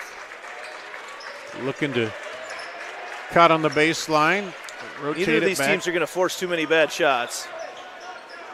And they got a double team going, and Phillips dribbles out of it, then is kind of trapped in the corner, and 5-second call. So good defense by Centennial. Probably could have dinged him for the 5-second call earlier. He stood there for a while, didn't make any move with the basketball, and then retreated away from the basket in the double Then team. he restarted when he dribbled, really, and then they finally said, okay. But even then, just not making a move towards the basket. So So really no help coming over for him. No one from Ames over to give him a hand when he needed it. here's Centennial. Around the horn they go. Down baseline. No, nice look behind the back pass for three. No good. Rebound battled for, and Ames will come away with it. Settle. Nielsen not able to drop that through. Just another good look, though, for the Jaguars. Lipsy now gets it back. Up top to LeBeau. Duluth looking for a screen. Goes around him. LeBeau cut down the lane, but he was picked up well there defensively. Now the good Lipsy knocked away by Kelling. Kelling goes down, puts it up. Might have been partially blocked, but the follow is good by Schutte. Yeah, Schutte, great follow-up to everything, but look at Lipsy all the way in. Wow. He just answers quickly. You don't have time to look down and write your stats. No. So quick from one end to the other, so explosive. Here's a three, rattles down, no good. Rebound pulled down by LeBeau. Here's Lipsy between the legs, gets it off to LeBeau. He'll go down the lane, skips through and good. Yeah, he used that little Euro step just inside the free throw line, able to clear the defense. Nice shot there for LeBeau. So Centennial scored first, but Ames has answered with two straight buckets here. Down the lane, up, little high, and pulled down by Phillips. Not a bad look. Lipsy will push it. He'll drive in and draw the foul on Winkle. Lipsy, just watch him here in the first 3 minutes. Able to get down there. He's got this little stutter and then so explosive off the dribble. Kind of lulls you into a little bit of easing up. And I think that's the one where the good ones that go Division I, they got off the dribble or getting into the air and getting up in the air. Here's a three. That's off no good, but it comes right back to him. Lipsy. It's just that explosiveness off the floor, whatever they're doing. Lob down low to LeBeau. He puts it up easy, bucket. LeBeau, after Schutte went for the steal, LeBeau had nobody there to help out. Able to lay it in pretty easily. Here's Centennial. Winkle crosses over, bounces it outside to Kelling. Down on the block, back out. Now Kelling threw out for three. Oh, and off, no good. He faded back a little bit on that. I don't know if he's worried about the block. Yeah, he didn't need to, really. I think he had more room than what he thought. Oh, good look underneath the loot, and one. Great entry pass there from Phillips. Luth on the baseline cut, wide open. And then Snyder just late getting there on defense. Let's see the replay on that one. You see the pass there, Luth up and good. And Luth now with the free throws. And misses that one. He's shooting 64% on the season. But Ames has reeled off 8 straight points after Centennial scored the opening bucket. They kick it outside. Kelling rather. Now over to Snyder. Nielsen. Back to Kelling. Down on the baseline. Shuddy backs in. Baseline jumper good. Nice looking shot by Snyder. Just looking here at Centennial bench, noticing Reese Robinson, one of their starters, not dressed tonight. 6'7" sophomore, plays quite a bit. Chris Lewis and Easton Pratt coming into the Jaguar lineup. Nick Vasky into the game a little bit earlier than normal as well tonight for Centennial. Lipsy goes up high, throws it out to Luth. He'll take a 3. Good. Luth kind of drew everybody off with a little fake pass over to the left side, and then it was just wide open for that 3. Nice soft touch for Luth. 11 for Ames, early going. Baseline with it. Vasky and a travel call.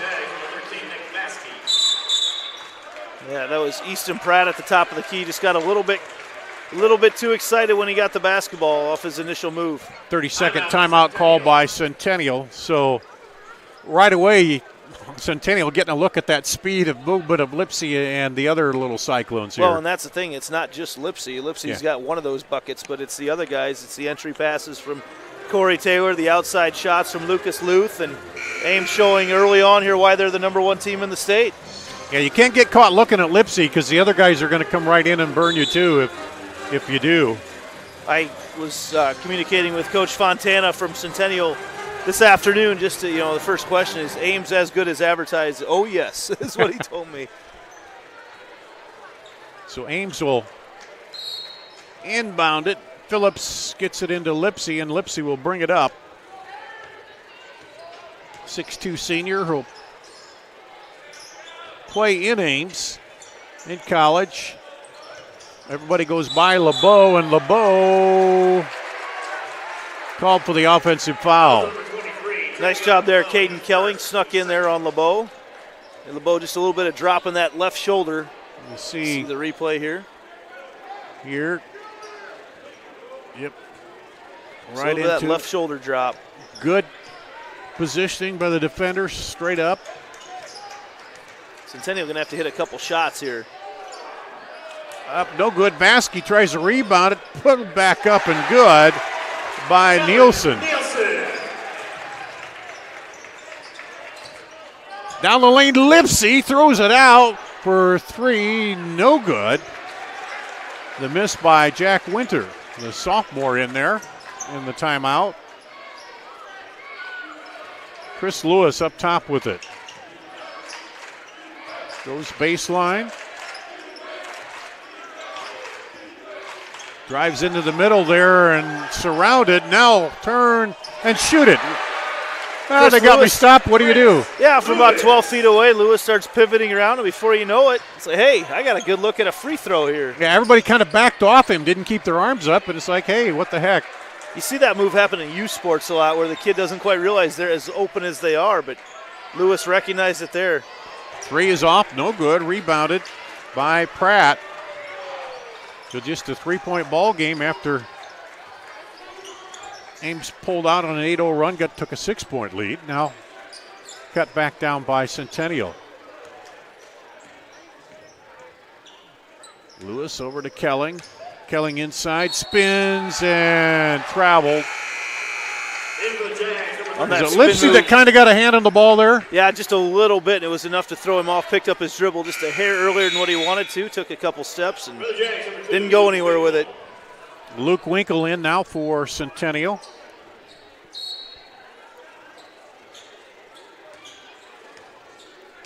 And Lipsy brings it up. Winkle comes up to pick him up. Off to LeBeau, now back over to Lipsy. LeBeau cuts down inside, but slapped away. Good defense by Pratt.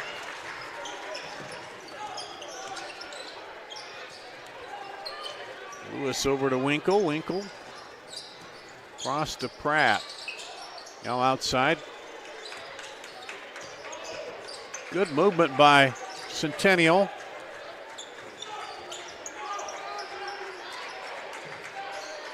And good help there as Winkle came around. Now they throw it all the way across and blocked by Luth. You think you've got a good shot, and Luth comes in there at 6'7" and long arms on top of it and pushes it right back into your face. Let's see the replay on that one. Yeah, you're lined it up and boom, Luth comes over. And 46 seconds. Wouldn't be surprised to see Centennial not necessarily hold it here, but use some of that false motion, try to create a good shot here in the last minute of this quarter. Luth averages 1 block a game. Not a lot, but he's a presence, but you got a lot of other guys in there too. He can alter your shot defensively. For sure. So they will, looks like, play for 1 up top. 3 would tie it. 2 would leave you with a 1-point deficit heading into the second. Centennial not a great three-point shooting team.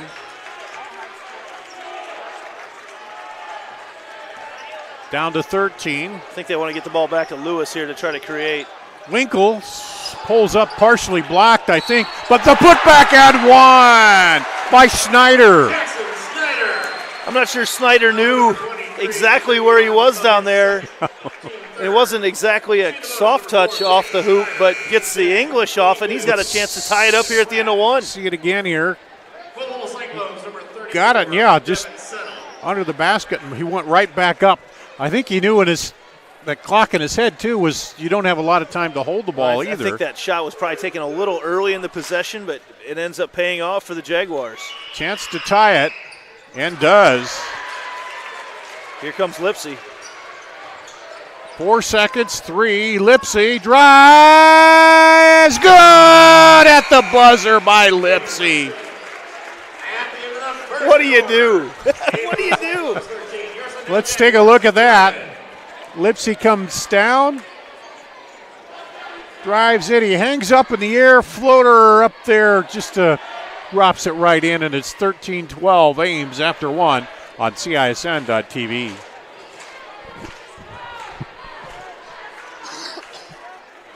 Hi, I'm Joe the Car Guy with Westside Auto. I'm excited to tell you about our new lifetime oil change plan. When you purchase our plan, you'll never have to pay for an oil change again. If you get a different car, simply transfer the plan over. If that car's oil needs are different than your original plan, just pay the difference. It couldn't be simpler. You won't have to worry about inflation or prices going up. Give us a call at Westside Auto Pros to get details on the lifetime oil change plan. And remember, when I say lifetime, I mean your lifetime, not just your car's. Holt's Plumbing and Heating continues to be one of Central Iowa's fastest growing plumbing, heating, and cooling companies. I'm proud of what we've accomplished at Holt. Our team is leading the way in providing the latest in home comfort solutions, and we have fun doing it. Our passion is to be the clear first choice for all your plumbing, heating, cooling, and home service needs. And at the end of the day, a job well done and a happy customer means everything to us. Just one more reason why more and more Central Iowans are saying, let Holt handle that. Here we go. Ames gets the buzzer beater by Lipsy, and Lipsy will start out with the ball to start the second quarter here. Ames with a 13-11 lead. Centennial got the old-fashioned three-point play to tie it up. There's down low. Now they'll try to throw it back out, and offensive foul called. That's Coach Bob Fontana's not happy right now, and he's got a legit gripe because when you go up in the air, you've got to be given a step. Yeah. And Kelling was not given a step as he went up to take that away. Yeah, Coach Fontana's going to have to be a little careful here because he's hot with good reason. Yeah, when you're up in the air, don't even have position established, it's hard to. Yeah, he just went up and got the steal. Yeah, hard to call an offensive foul, but it was. Luth with it, up top to Lipsy. Lipsy behind the back, pulls up, double team. Sneaks it inside, and what a move in there. A good pass, and Corey Phillips finishes it. Yeah, Phillips just slicing and dicing through there as he caught it. Lipsy drew the triple team up top, and once Phillips got it, look out. Here's a three, no good. Lipsy with the rebound. He'll push it up, looks up the floor, gets it outside to Winter. Now back over to Lipsy for three, no good. Rebound pulled down by Shuddy. A little cold shooting here by both teams throughout the latter stage of the first quarter into the second. Drive and got it up in the air, nowhere to go with it. Now quick outlet to Winter, and he goes to the left hand on the right side and gets it to fall. You don't see a lot of high school players do that. You might see them on the left side go to their right, but Yeah. very rarely do you see them on the right side go to their left, and got up underneath the arms of the defender. It's back to the 6-point lead, the biggest that Ames has had here so far in the game. There's a three, rattles down and out there for Pratt. And Luth with the dunk. Lucas Luth. Timeout, Centennial. Snuck behind everybody. Yep. Got it in there for the dunk. And let's take a look at it here again. As kind of looked like coming down easily, but good spot of him down there. Was that Williams? Yeah, or Phillips, excuse me, and to Luth, and Luth flushed it home, and a lead up to 8 here. Well, and then the timeout, because you want to keep him in sight. You don't want him to get in a long run. This is a 6-0 run here to take the 8-point lead, but you want it. These buckets have been in transition and secondary transition, so more about now getting back on defense if you're Centennial, because Ames really with Lipsy pushing the tempo. Or getting back and keeping your head up, because they're thinking we're back here, but they were watching the ball, and boom, right in behind. If you're not all the way back on your man, you're not back. And you got to see the man, see the ball, as my coach used to yell at us all the time. But here comes Centennial trying to end the 6-0 run by Ames. Lewis with it. He'll pull it out. Lipsy guarding him. Over to Kelling. Now gets it off. Cut underneath. Drives in. And good. Winkle recognizing he had a little size there, and he puts it up and good. Winkle not going to find too many players out on the court that he's taller than, but he does have a little bit of height advantage there on Jamison Poe, Yep. the 5'8 freshman. There's Poe. Gets it back inside to Phillips, and he misses. That's one of the few shots he hasn't finished tonight. Usually he gets it down there low, and he sends it home. Winkle off to Pratt. Now back out top to Lewis. He's looking for a screen. Drives down the lane and bent over. Got the foul. Almost got the end one, as he knew he had to contort the body to avoid the block from Lipsy, and he's still down on the floor here. Lewis, I'm not sure which part of his body he hit, but he's going to, no, he tries to get up and not quite. No, he's up. See if he says he can shoot the free throws. Well, they're going to call the foul on Phillips, not on Lipsy. City 2, number 1, Chris Lewis. And their official talking with Lewis, making sure he's okay to stay in there and shoot. He's an 84% free throw shooter, 84.2. And now they're going to send. He was just a split second too late. The official had already blown the whistle that he was injured. So they. In for number 1, number 4, Jackson Snyder. They bring in Jackson Snyder, who's an 80% free throw shooter. Still not sure which part of Lewis hit the ground at first, but it was a pretty loud thud here that echoed in this gym. So Snyder steps to the line to shoot 2.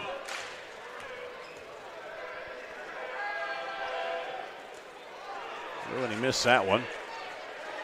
Again, 80% free throw shooter. He hasn't missed many so far this season. He'll get one more.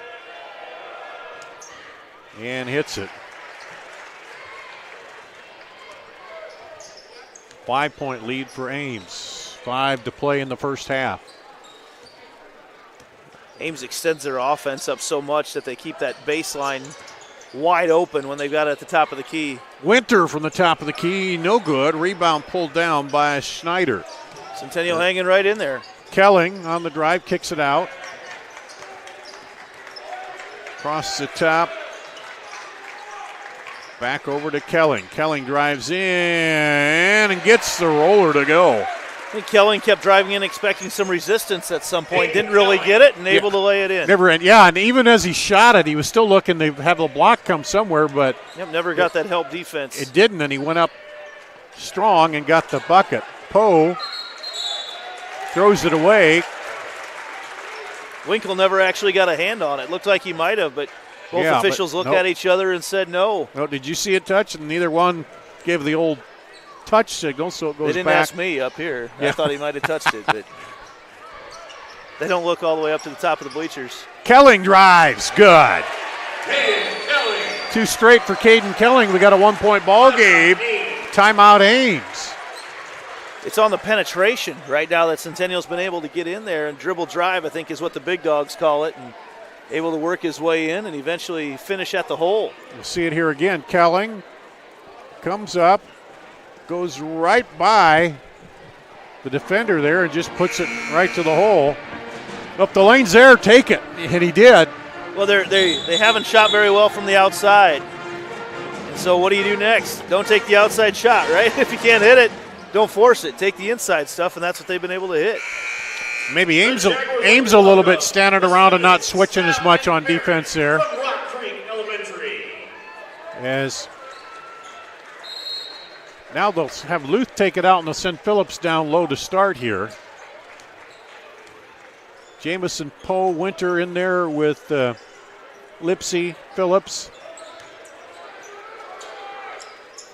Lipsy looks, double team, drops it into Phillips. Phillips looks to go outside, and 3 seconds in the lane call.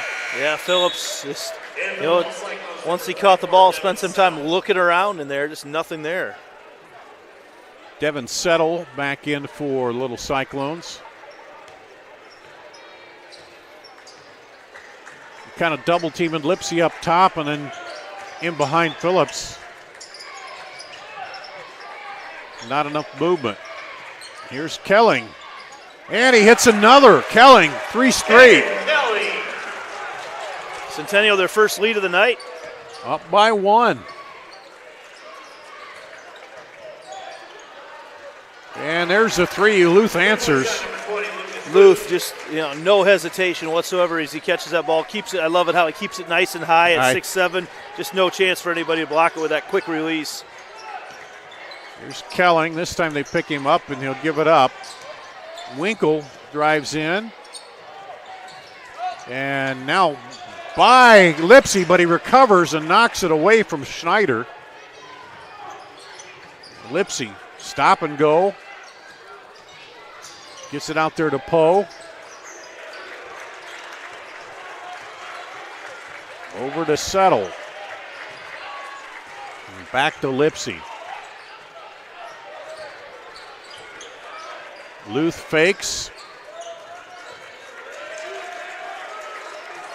I think you see the thing with Ames. There's Lipsy drive and draws the foul from Shuddy. It's one of those, if Shuddy stays set, he's probably in good shape, but Lipsy, really, really good body control up there to draw the contact and then get the shot up.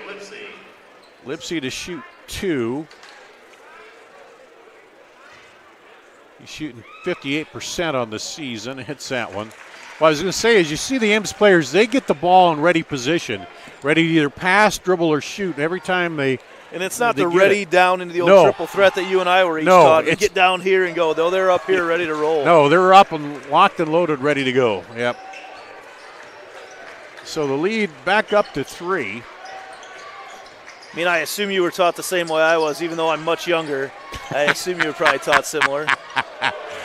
Yeah. Well, our big thing was taking the ball out of the basket after every made basket, but that peach basket? Yeah.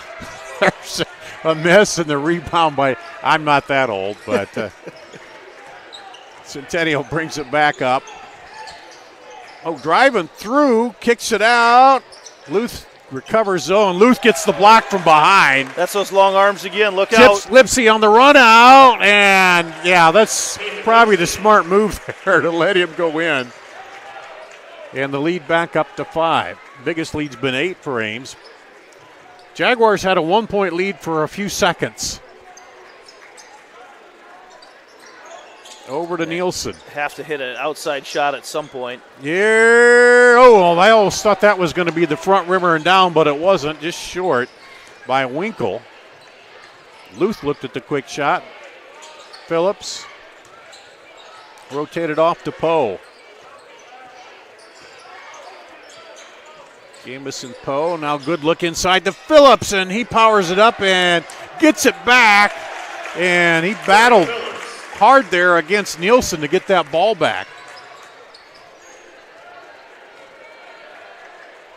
Now Ames on an 8-0 run here.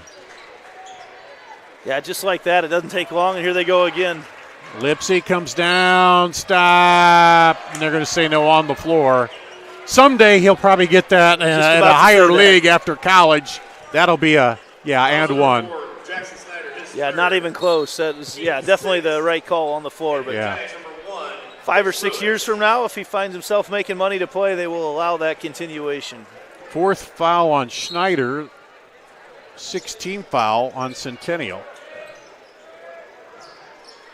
There's a 3. What a change of events just over the last minute and a half. It's like Centennial taking the lead was a wake-up call. And, it's up to 10, the biggest lead here. Centennial looks like they'll play for 1.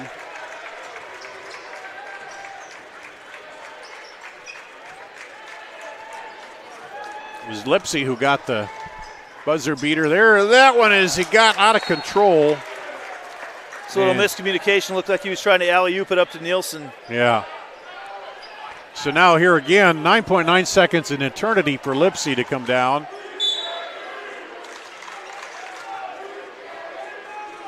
And he'll wait and then pick it up. Plenty of time. Gets the screen, cuts through, up and under, and good. Wow. And just like that, it's a 12-point lead at the half for Ames. I don't know what you do about that. I really don't. Let's see this again here. Wasn't quite a buzzer beater. A couple seconds left, but close. You see, dribbles by right through. He goes by 2 defenders and then cuts through 2 at the bottom, and it's 32-20 here. Ames leading over Centennial at the half. We'll take a break, come back with more after this on CISN.TV. I see Coach DeYoung. At DeArmond Ford Indianola are committed to giving you an exceptional ownership experience. As a family-owned business, my dad and I are in the dealership every day to ensure you experience the DeArmond difference. Our core values of hard work, honesty, trust, and integrity are what we build our business on. Experience the difference at the all-new DeArmond Ford Indianola, where you'll actually enjoy doing business. The all-new DeArmond Ford Indianola, DeArmondFord.com. Why do businesses succeed? The Better Business Bureau sees the traits of successful businesses every day. It's not easy, but it is simple. The BBB fosters trust between Iowa businesses and consumers. Visit bbb.org. Central Bank opened its doors in 1877 and has been proud to call Iowa home ever since. For more than a century, our family-owned business has worked hand-in-hand with friends and neighbors across the state to make their dreams a reality. Come visit us at our new location on Hickman and Waukee and see how Central Bank can make it happen for you.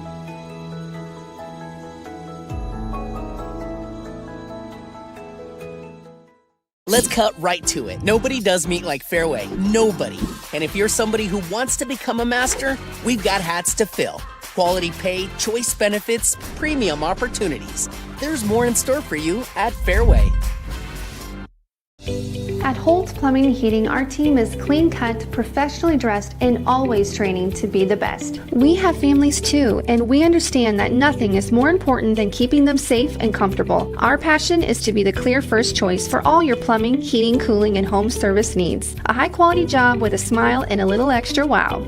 I would like to personally invite you to experience Holt Plumbing and Heating and find out why, for over 70 years, families all over central Iowa say, let Holt handle that. Hi, I'm Joe the Car Guy with Westside Auto. I'm excited to tell you about our new lifetime oil change plan. When you purchase our plan, you'll never have to pay for an oil change again. If you get a different car, simply transfer the plan over. If that car's oil needs are different than your original plan, just pay the difference. It couldn't be simpler. You won't have to worry about inflation or prices going up. Give us a call at Westside Auto Pros to get details on the lifetime oil change plan. And remember, when I say lifetime, I mean your lifetime, not just your car's. Here at Ankeny Centennial, halftime of the boys game, 32-20, Ames leading, and joining us is Scott DeYoung, the head girls coach, a 71-10 win tonight over Ames. And you come in and knew that they hadn't won a game yet, you know, in a young team, but it seemed like you did come out and you played well and did what you want to do early. That's why I saw it. Is that how you saw it? Yeah, I thought we were real business-like, you know, which was good to see. We were focused. We played hard, I thought. We did some of the little things that we had goals set for before the game. So, yeah, we were happy how it went. We got everybody in. I thought our kids that played all the way through played well. Yeah, Cleo Murray at 19, Kennedy White was 16. They 14 and 16 there. They played pretty well offensively, got the ball, scored it. Missed a few threes and a few free throws tonight. We did. I know Avery, I think, missed her first 4. She's a really good shooter. Yeah. She's been shooting really well in practice, so just got to get her confidence back with that, and I think we can do that. So, yeah, we had some open threes. McKenna Clark's a really, really good shooter. She really lights it up in practice, so it's only a matter of time, but she just needs to be consistent in the game, and if we get that with her, you know, we feel like we can have a really, really good team. We have a really good team now, and just by getting a little better in some of these things will help us. Yeah, this is the first time I've seen you this year. I talked with Andy, and you said offensively you'd wanted to see him come around a little more, and is that still kind of the focus, is getting better offensively? Well, a little bit. Our focus is to not let the other team score. And I mean, our focus is that we want to get the rebounds. We don't want to turn the ball over, and we want to play a really good defensive team. We don't have to be a great offensive team, and that's what we're trying to sell our kids on. We want to improve there, though, but if we can just be average, you know, I think that'll really, really help us. And I really think offensively we're going to just keep getting a little bit better all the time, and by the end of the year, then that'll be pretty good. And, of course, that goes against everything you hear everywhere, you know, scoring, whether it's high school, you know, college or whatever. But you get them to buy into that defense, and that's, I think, right. While we were talking, you see that at Iowa State with the men. Defense, if you play good defense and you score some, you're gonna win a lot of ball games. Right. Don't get me wrong. I would like it if we could make a lot more shots. Yeah. Okay. And I think I know our kids would too. But sometimes the ball just doesn't go in the basket. I mean, you get good looks that just don't go in, and our kids aren't affected on the defensive end. They keep playing hard regardless if the ball goes in or not. So, but yeah, we'd like to make a few more of those. So you play Ankeny coming up. Let's take a little bit of a look ahead to them, and what do you expect to see in that matchup? Well, Ankeny's having a great season. They got a really good team. They got a young team. Well, they got a young team, but they got a veteran team. Their guards are really, really good, and anytime you got good guards at that level, you got a chance to have a really good season. That's what they're doing. And it's always that rivalry, but it's a good thing, isn't it? You get a lot of people coming out. A lot of people like to watch Ankeny girls and Centennial girls who play each other, don't they? Yeah, they do. It's always going to be a packed house.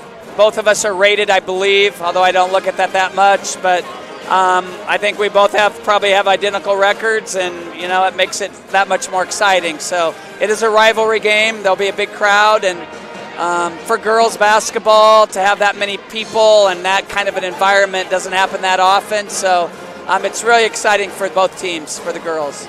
Looking out over the girls 5A, I've seen Johnson, I've seen Waukee Northwest and Southeast Polk, and again there's some good teams. You always have some good teams, a team that may be up here, but it's how you finish and how when you come down that stretch, isn't it? Because it seems like everything kind of evens out and everybody's pretty similar once you get down toward the end of the season, isn't it? I think that's true. Johnson's got a lot of talent. Yeah. They're above everybody else, I think. Now maybe somebody will beat them, I don't know. But there's a lot of other teams that are really, really close. And on a given night, you never know what happens. But I think there'll be a lot of teams from Central Iowa and out Eastern Iowa, too, that are really fighting it out, that are pretty even. Okay, non-basketball, everything go good in the holidays? Good holiday heading into New Year? Absolutely. 3 of my grandkids were here. My daughter was here. She was in town today, so it's good to see them. Cheeks are red. Popcorn's all over the floor. So, it's fun. Grandpa time is fun, huh? Big crowd here for us and the pep band and just a great place to be. We're very fortunate. Yeah, I don't get to see him much during the season because that guy, what's his name? Oh, Paul. Yeah. He's here a lot. And then I thought he was here. Yeah, he was here. Made his appearance and he left. Yeah, he was, signed a few autographs and left. You know how it is. But it's a great service, I mean, there's a lot of people that don't want to get out and can't go to the games and they can still watch it. I just think it creates a lot of excitement. We appreciate it. It's really good. Well, thank you. We appreciate it. And congratulations on the win tonight. Good luck heading down into the season. Hope you have a great New Year. Stay healthy. Thank you. Yep. Scott DeYoung here, the head coach of Ankeny Centennial. We'll take a break and be back with the second half of this game after this. Thank you, sir. Hi, this is Chris from Fireplace Superstore, and you've probably noticed there's shortages on most everything in the market today. Well, Heat and Glow has helped us out this year, and they are focusing their energy on their gas fireplace inserts. So if you've got a drafty old wood-burning fireplace and you want to get it retrofitted into a beautiful, high-efficient gas fireplace, come see us. We will have product to sell you. Heat and Glow gas fireplace insert from Fireplace Superstore, 109th and Douglas in Urbandale, just west of Homeacres. Hi, I'm Joe the Car Guy with Westside Auto. I'm excited to tell you about our new lifetime oil change plan. When you purchase our plan, you'll never have to pay for an oil change again. If you get a different car, simply transfer the plan over. If that car's oil needs are different than your original plan, just pay the difference. It couldn't be simpler. You won't have to worry about inflation or prices going up. Give us a call at Westside Auto Pros to get details on the lifetime oil change plan. And remember, when I say lifetime, I mean your lifetime, not just your car's. Here, halftime winded down here. Look at the first half scoring. Lucas Luth with 10, Taman Lipsy with 9 for Ames, 4 for Trevion LeBeau, Corey Phillips, 3 for Jamison Poe, and 2 for Jack Winter. Pretty balanced for Ankeny, 6 for Caden Kelling, 6 for Jackson Snyder, 2 for Kellen Nielsen, Chase Shuddy, 2 for Luke Winkle, and 2 for Chris Lewis. The big difference, Ames outscored Centennial 19-9 in that second quarter. Really in about the last minute of the second Centennial quarter. took a 1-point lead, got to 20, and then they were outscored there as Ames went on a run. And it was 20-19, and then Ames went on that run there to a 13-point run and took the lead. And Centennial will start with the ball to start the second half here. Rotated around, looks like about the same starting lineups for the two. We'll catch up with that. Good bounce pass inside. Up and through Phillips. A good post move by Nielsen. Yeah, the old up and under. Bill Dorn used to teach that one back in Applington. The up under, pump fake up and come back under.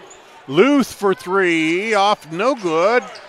Rebounded by LeBeau. He loses it. I think it might have been partially blocked there by Shuddy. Yeah, good battle down there for the rebound. And then poked away by Ames. Lipsy kicks it out for Phillips, the big man for 3. No good. LeBeau rebound, put back. Yeah, just no one in that transition opportunity. No one able to get a body there on LeBeau. Pretty easy offensive putback. And driving in, he'll draw the foul on Lipsy.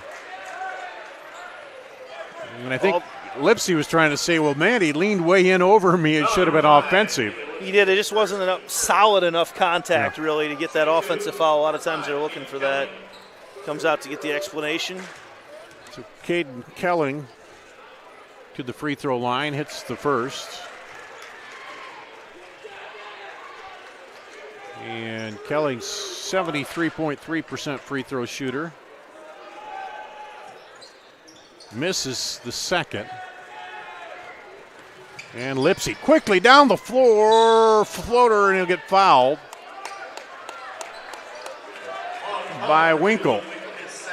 Second, first team foul. They don't have that, I'm not sure they call it a restraining line or what that term is for that semicircle. You know, they don't have that in high school basketball, so you can. Yeah, where you can't just stand under the bucket there. And Lipsy gets point number 10 on the night. He averages 12. Something tells me that young man won't have many issues getting to his average here tonight. No.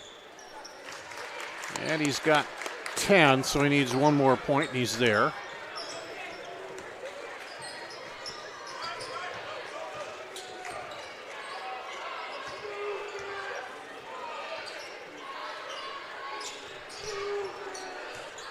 Here's Kelling, throws it over. Shuddy looked at the three, now gets it to Winkle. Tried to bounce past it inside, got it right back as it's rejected there. Kelling up top, they rotate it over to Winkle. And shot missed. Here's Lipsy. Just watching Ames on defense, they didn't panic. You know, LeBeau and Lipsy get caught on what would normally be a mismatch. You get the guard on the post and vice versa. Ames doesn't panic at all. They finish out the possession with those two guys, and later on when there's an opportunity, then they switch just casually. Great defensive play by Ames. That's a couple guys who played basketball together for a long time. Pratt picks up the foul. His first, team second. Snyder will come in for him. This is Luth. And Kelling almost had it poked away to go the other side with it. Then that would have been interesting. Lipsy run him down or what would have happened with that, but it goes out of bounds, so won't know. Lipsy touching his chin there for the play, whatever that one is. Gets a screen, has it knocked away. It'll stay with Ames. Snyder laid hand on it. I'm not sure that ball wouldn't have gone back to Centennial, but Snyder, you can't fault him for the effort. No, I think it probably would have. From up here, who touched it last. Yeah, he was diving for it, and I think he did just get a piece of it. Otherwise, you're right. I think it would have stayed with them. Into Lipsy. Lipsy drives and stepping right in is Nielsen. Interesting mistake there by Lipsy. He just caught himself up in the air with no plan ahead of time and nowhere to go with it. Don't see him make a mistake like that very often. Yeah, he got up in the air and it's like nobody, and then Nielsen saw it and stepped right in there. Down the lane, up and good by Lewis. Lewis, haven't seen a ton of his play here tonight. Might need an offensive spark from him here as the leading scorer, and he gets a little defensive deflect there. Knocked away out to Lipsy.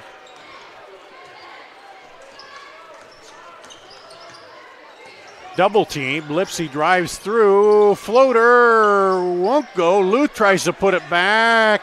Rips it out of the hands. Goes up, touches the rim. Can't get it to go. LeBeau with it. And LeBeau draws the foul.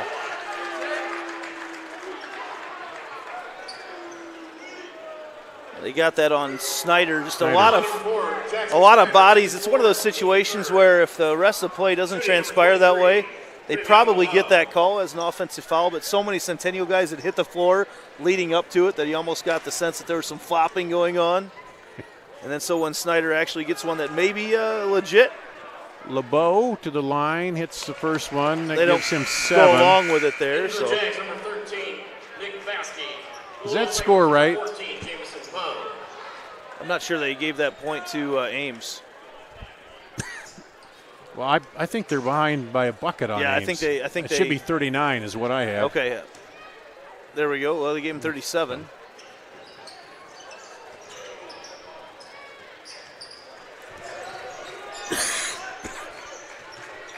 Well, he gets one of two.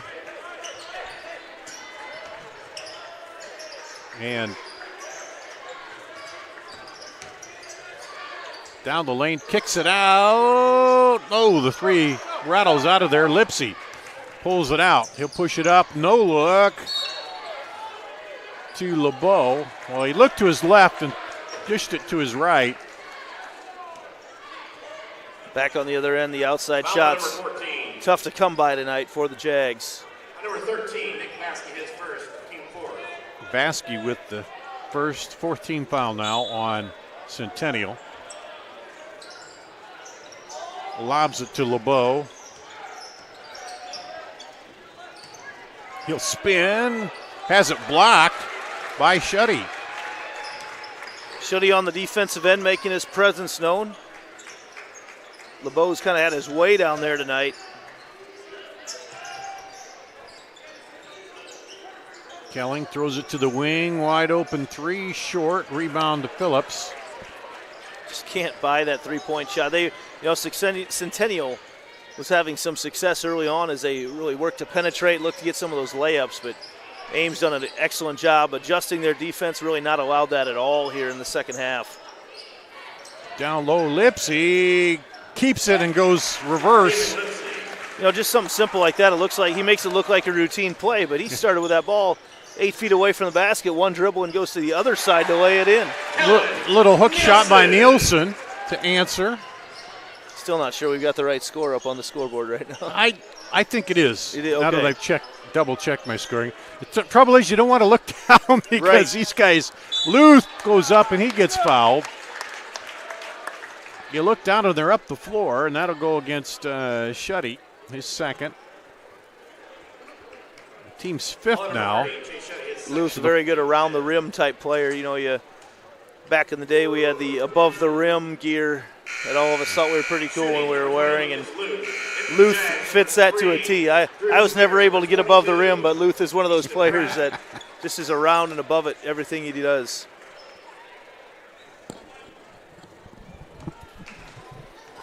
Luth gets another free throw, misses that one, so he's got 11 points.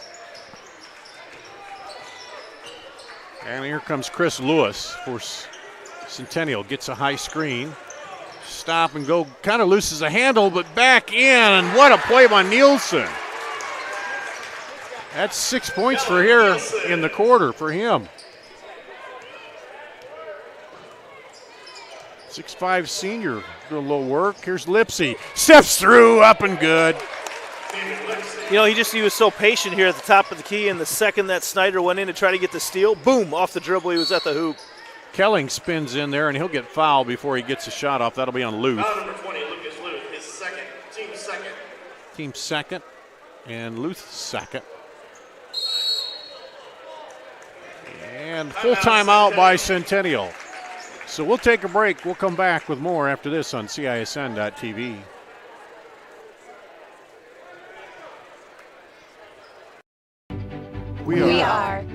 We are so much more than an energy company. We are connectors, community protectors, and clean energy leaders. We are Job creators. friends and neighbors. stewards of your dollars and savings. Yes, we. We are so much more. We are the energy Behind your everyday. And we are Obsessively. relentlessly. At your service.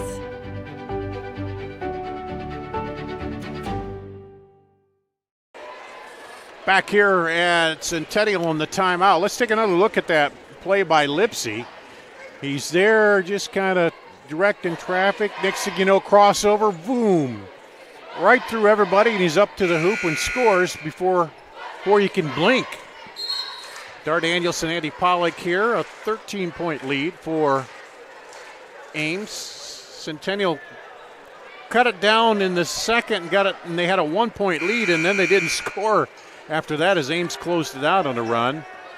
And now Centennial just needs some stops and a scoring run of their own. Outside shots especially been very hard to come by for the Jags tonight. Had a couple good looks at the hoop, but Lewis penetrates, kicks it to Kelling. Now he tries to throw it over, partially blocked by LeBeau, but picked up there. by Pratt. Every pass is contested. Yep. And there's a foul on that one. Almost got it to go down, too, but it didn't. And that's on LeBeau, his second. His third, team third. Or excuse me, his Shooting, number 1. his third and the team third. Since Chris Lewis to the line, he's missed both attempts tonight and gets that one to rattle down. Number 12, Jack Winter. That was the reverse announcer jinx there. As I said, he missed both, and then he rattles one There home. it goes, yeah. There you go.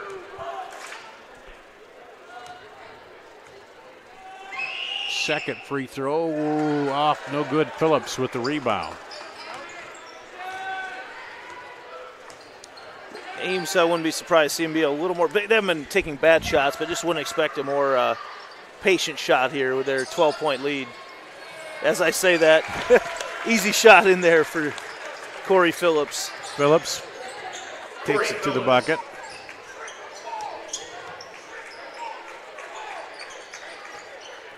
Centennial, Lewis drives baseline, stops down there, has to throw it way out to Kelling. Kelling pull up at the free throw line, off to Lipsy. He goes up quickly down to Winter. No good. Everybody on the bench was waiting for that three, but it didn't go. And now a push. I think they call that on Phillips. Yep. Foul on 52, Corey Phillips, his second, team His fourth. second, fourth team foul.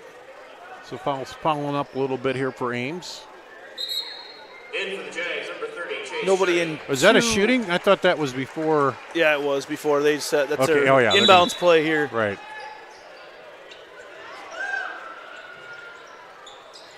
Oh, Lipsy knocks it away, races to it, saves it back, but Centennial will get it. Shears. Is it Shears or Shears? Shears. Shears. Yep. Excuse me.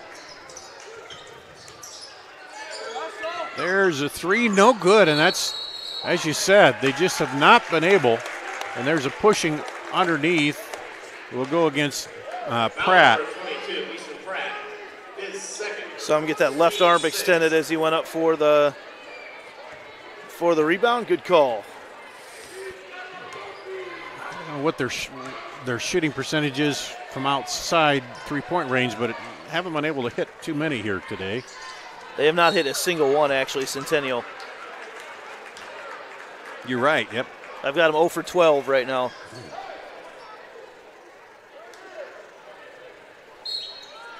Yeah, just tough to come by, and that's what it was going to take to stay in this ball game. Yeah. Hit a couple outside Hit shots. some outside shots. Yep.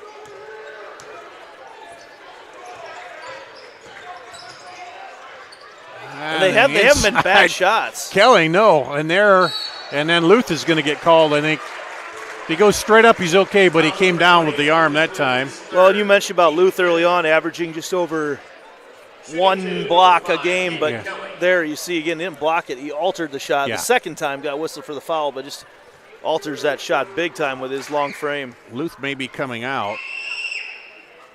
Free throw is good by Kelling. Probably a little 39-second break here for Luth. We'll bring in Devin Settle. Kelling with 8 points, looking for number 9 here with this free throw. Gets it.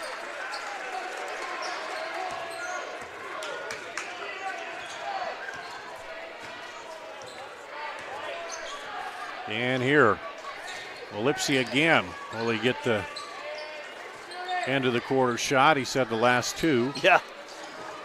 It's his time to shine. And we haven't gotten it to him yet, but there's time. Usually about 9 seconds. They work it around. Here he is. Has it back now. Lipsy with 5. Looking for room. Gets it to Phillips for long three. Oh, that almost went, but it's out. And at the end of 3, 44-32. Ames over Centennial. Back with the final quarter after this on CISN.TV. Hi, I'm Joe the Car Guy with Westside Auto. I'm excited to tell you about our new lifetime oil change plan. When you purchase our plan, you'll never have to pay for an oil change again. If you get a different car, simply transfer the plan over. If that car's oil needs are different than your original plan, just pay the difference. It couldn't be simpler. You won't have to worry about inflation or prices going up. Give us a call at Westside Auto Pros to get details on the lifetime oil change plan. And remember, when I say lifetime, I mean your lifetime, not just your car's. Holt's Plumbing and Heating continues to be one of Central Iowa's fastest growing plumbing, heating, and cooling companies. I'm proud of what we've accomplished at Holt. Our team is leading the way in providing the latest in home comfort solutions, and we have fun doing it. Our passion is to be the clear first choice for all your plumbing, heating, cooling, and home service needs. But at the end of the day, a job well done and a happy customer means everything to us.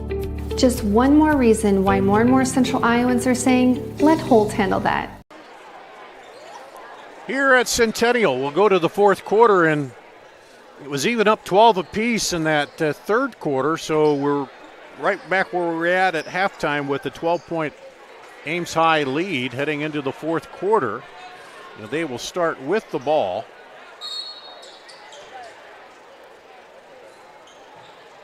And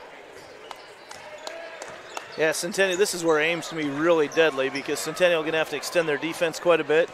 And with Lipsy running the point, they're so good at that those baseline cutters and shifting the ball around. They had Poe over there on the far side. He was asking for it. He was wide open, but now they get it back to Lipsy. And here, being patient, he's double teamed out front, gets it to Phillips. Oh, look for it underneath. It was deflected out of bounds back to Ames. When you saw right there, just that defense kind of crept up, and there was, without a deflect there, that's a pretty good look down low for the Little Cyclones.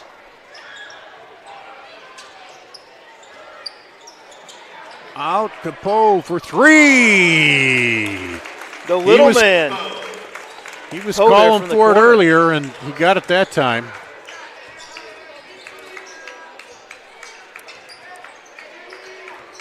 And that's his second three of the night for 6 points. And there's a three the other way. Took about 24 and a half minutes, and Centennial finally knocks down a three here tonight. Nice rhythm shot there for Lewis. Yeah. Well, if they can heat up and get a few stops and a few of those. But you have to apply some defensive pressure. Yeah, here, Ames is real patient, tough. And they're very patient with the ball right now, knowing. Look to Phillips inside, not there. LeBeau kept it. Now LeBeau goes down the lane and kind of double clutches and gets it to go. Yeah, LeBeau hangs in the air for what seemed like forever before he knocks that one in. Lewis looked at the three again. This time drives, kicks out for three. That's no good. And gets the Ames students chanting the old air ball chant. Now looking to double team Lipsy. Throws it all the way across the floor. Back over. No good. Poe that time. Rebounded by Winkle.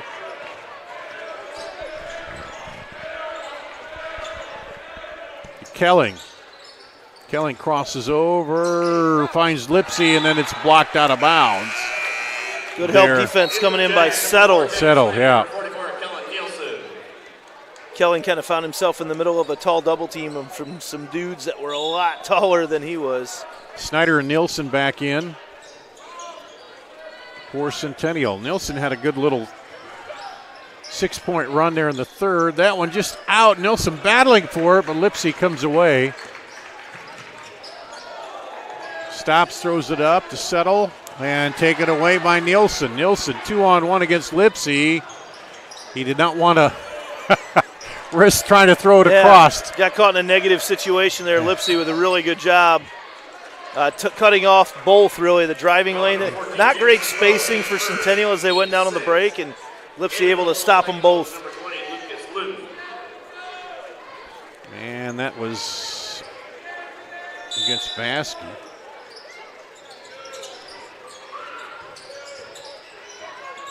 Tries to split the defenders, but can't get it there.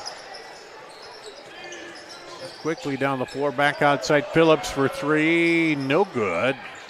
Rebound, but a foul on the floor. Lipsy was good. It was Johnson they got, or no, LeBeau, excuse me. LeBeau, yeah. Centennial an opportunity here to kind of claw back into this game at the free throw line now in the bonus.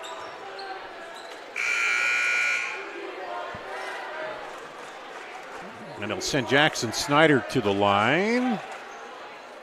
Foul on number 23, Travion LeBeau, his fourth. Team 7. Snyder hitting 80%. Number 4, Jackson Snyder. 1 for 2 tonight.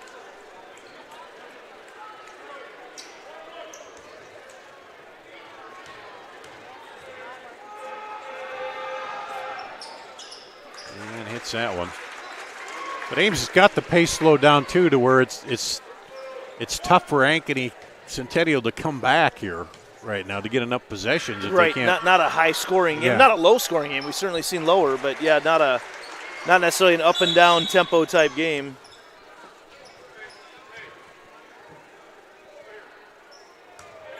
Uh-oh. Got a situation on the old student section. Something's going to be said over here, it looks like.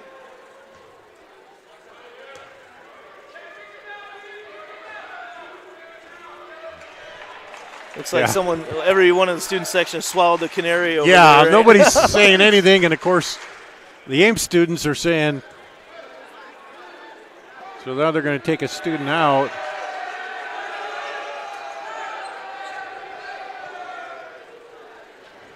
Interesting timing. Really just wasn't a whole lot going on. Yeah. And just like that. But that's probably why the referee heard it. He Yeah, heard it right. and said, let's nip it in the bud, as Marty Fife would say. And that'll bring the admins over there to chat for a little bit. And another break here. Some water on the floor. Water, yep.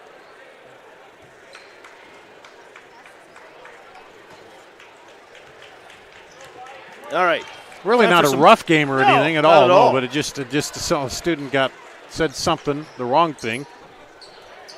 The wrong thing when the gym was silent. Yeah.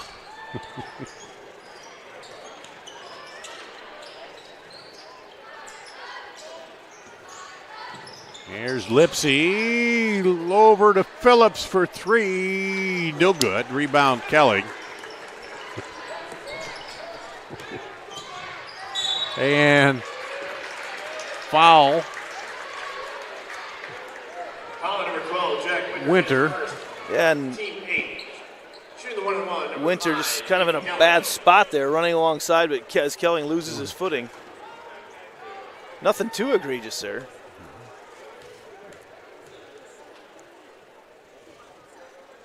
And rattles out.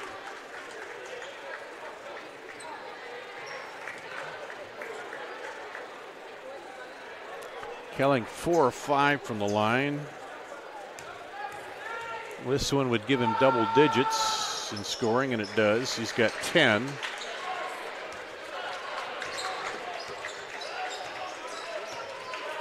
And hasn't been a lot of scoring here in the last. No, just the pace with the fouls. Just slowed way down. Lobbed over the top to Poe. Back to Luth. He fakes, drives in, just lays it over. He gets so high up in the air. He does in the body control, too, as he shifts it left hand to right hand. Great take by Luth. 13 for him. He averages 9. He's a guy that you got to keep away from the basket because Yeah. he's so good when you get close. Oh, Kelling has a bounce in and out of the cylinder. Lipsy kicks it out for 3. Not this time. Kelling will get the rebound. Off the miss by Jamison Poe. Down to Nielsen on the block. Phillips on behind him. Backs him in. Turns. Decides to kick it out and get out of the lane before he gets the 3 call. He was thinking about getting out of the lane before he got rid of it. Yeah. He gave it a look, trying to get Phillips positioned. Now Phillips almost gets the steal. Then Lipsy saves what probably would have been a bucket to Nielsen underneath. Just As constantly disrupting everything you're trying to do offensively. Phillips have come up to push that ball, and he left Nielsen open there. Poe gets it off to Lipsy. Just takes it up David Lipsy. for his 17th points. I was expecting a flip back to Luth there for a big old dunk, but wow, the way that he does it. And timeout called by Centennial. Full timeout, so we'll take a full break here. Back with more after this on CISN.TV. At D. Armand Ford Indianola are committed to giving you an exceptional ownership experience. As a family-owned business, my dad and I are in the dealership every day to ensure you experience the D. Armand difference. Our core values of hard work, honesty, trust, and integrity are what we build our business on. Experience the difference at the all-new D. Armand Ford Indianola, where you'll actually enjoy doing business. The all-new D. Armand Ford Indianola, darmandford.com. Look in the huddle there, trying to figure this out. There's Ames. They've got the lead here over Centennial, Dar Danielson, Andy Pollock. And Ankeny's got you talked about it, try to pick up that defense a little bit in the scoring, but Lipsy is such a controller out there with the ball that he doesn't make many mistakes with that, and it's really hard to pressure him into something. Well, he does, and then you got Luth and LeBeau and Phillips there down underneath. And, I wouldn't say Ames is totally taking control of this game tonight, but they're very, very close right now with just under 3 minutes left to go in the ball game. Well, it's hard to say because it kind of seems like they've idled it to a point where they need to, and then like when Centennial took that 1-point lead, then boom, it was right back into high gear, Well, and Ames has been a team for years that, way back to even their best teams. They're a team that you play and you feel like you've done some pretty good things against them, and then at the end of the game you look up the scoreboard and realize you lost by 20. And they've always been that way, too, under Vance Downs. That one pops in and out for Lewis for Centennial, and here's Lipsy with it with 2.5 to play. He crosses over, goes in, spins, looks for Phillips, gets it to Phillips, and he finishes. Not even sure how he got that basketball through there. Nielsen had a hand on it, but Phillips comes away with it. Big old tight end from the football team, able with the strong hands to come away with it. 8 for Corey Phillips. Lipsy gets it up ahead to Poe. He looked to Phillips, but he was covered. Now back to Luth, and they'll set it out front as we hit the 2-minute mark to play. Almost poked away. And then a timeout called as Lewis was harassing Lipsy, but Vance Downs calls the timeout. Wants to save the possession up by 17 right now. And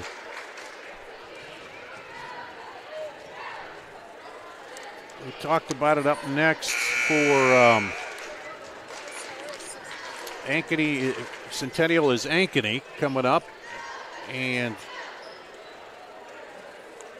I thought I had the schedule for Ames. I don't have their next game after this. I've got it here. I'll have it in a second for you. You have it on there?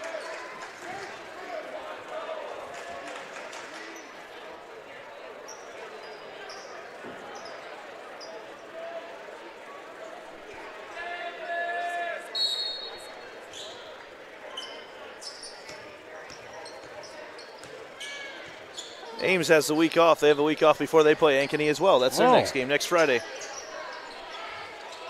So they're here tonight at Centennial and then at Ankeny next Friday.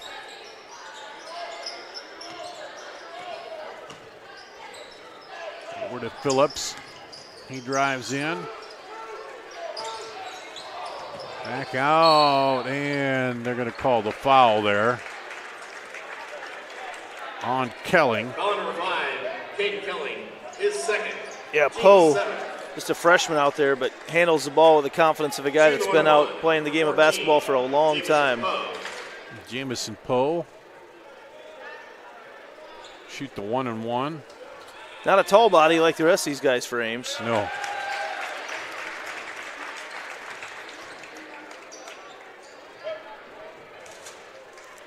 But if you can handle the ball, yeah, it doesn't matter how well, tall and you have you are. someone like him handle the ball, and then you can have Lipsy be that off guard, really. Makes 1 of 2.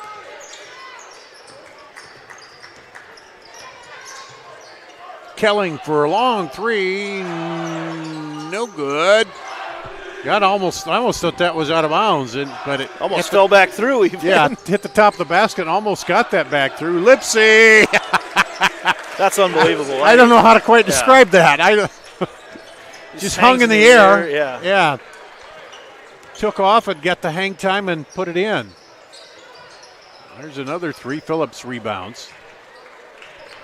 Under a minute to play. Lipsy with 19.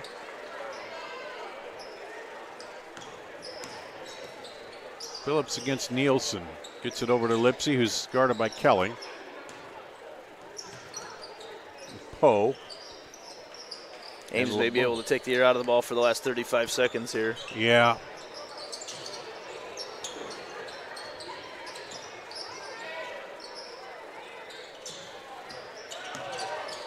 Double team Luth, but he gets it away. So does Poe.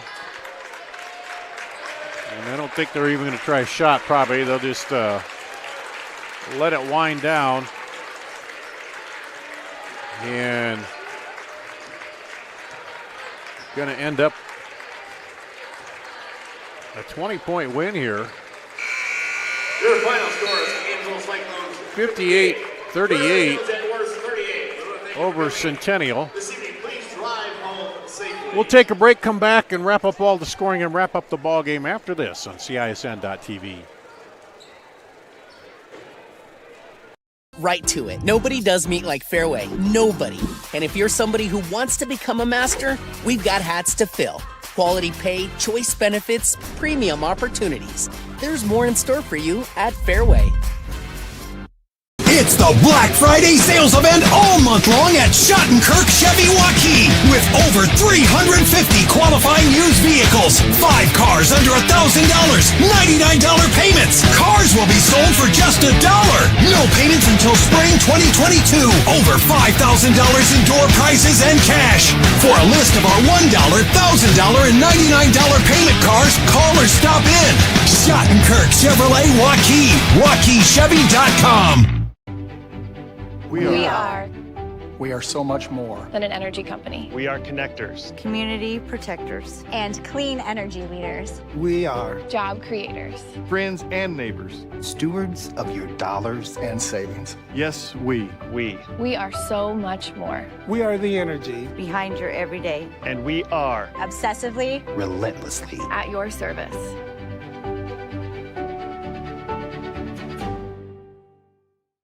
Holt's Plumbing and Heating continues to be one of Central Iowa's fastest growing plumbing, heating, and cooling companies. I'm proud of what we've accomplished at Holt. Our team is leading the way in providing the latest in home comfort solutions, and we have fun doing it. Our passion is to be the clear first choice for all your plumbing, heating, cooling, and home service needs. But at the end of the day, a job well done and a happy customer means everything to us. Just one more reason why more and more Central Iowans are saying, let Holt handle that. Let's cut right to it. Nobody does meet like Fairway. Nobody. And if you're somebody who wants to become a master, we've got hats to fill. Quality pay, choice benefits, premium opportunities. There's more in store for you at Fairway. Here at Centennial, the final tonight, 58-38. Ames down Centennial.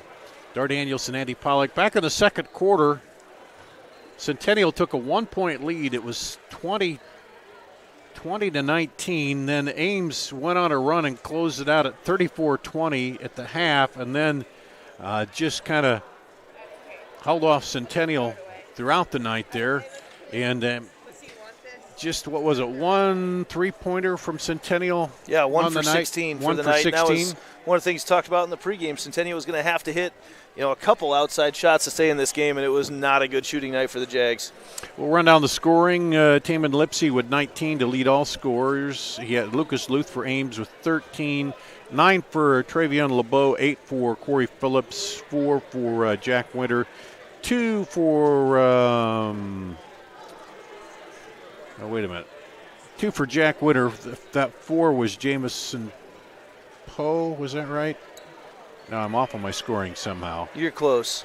7. Unofficial scoring. Yeah, wait a minute. No, that was 7. I'm sorry. I put the 3 down here. 7 for LeBeau, 2 for Winter.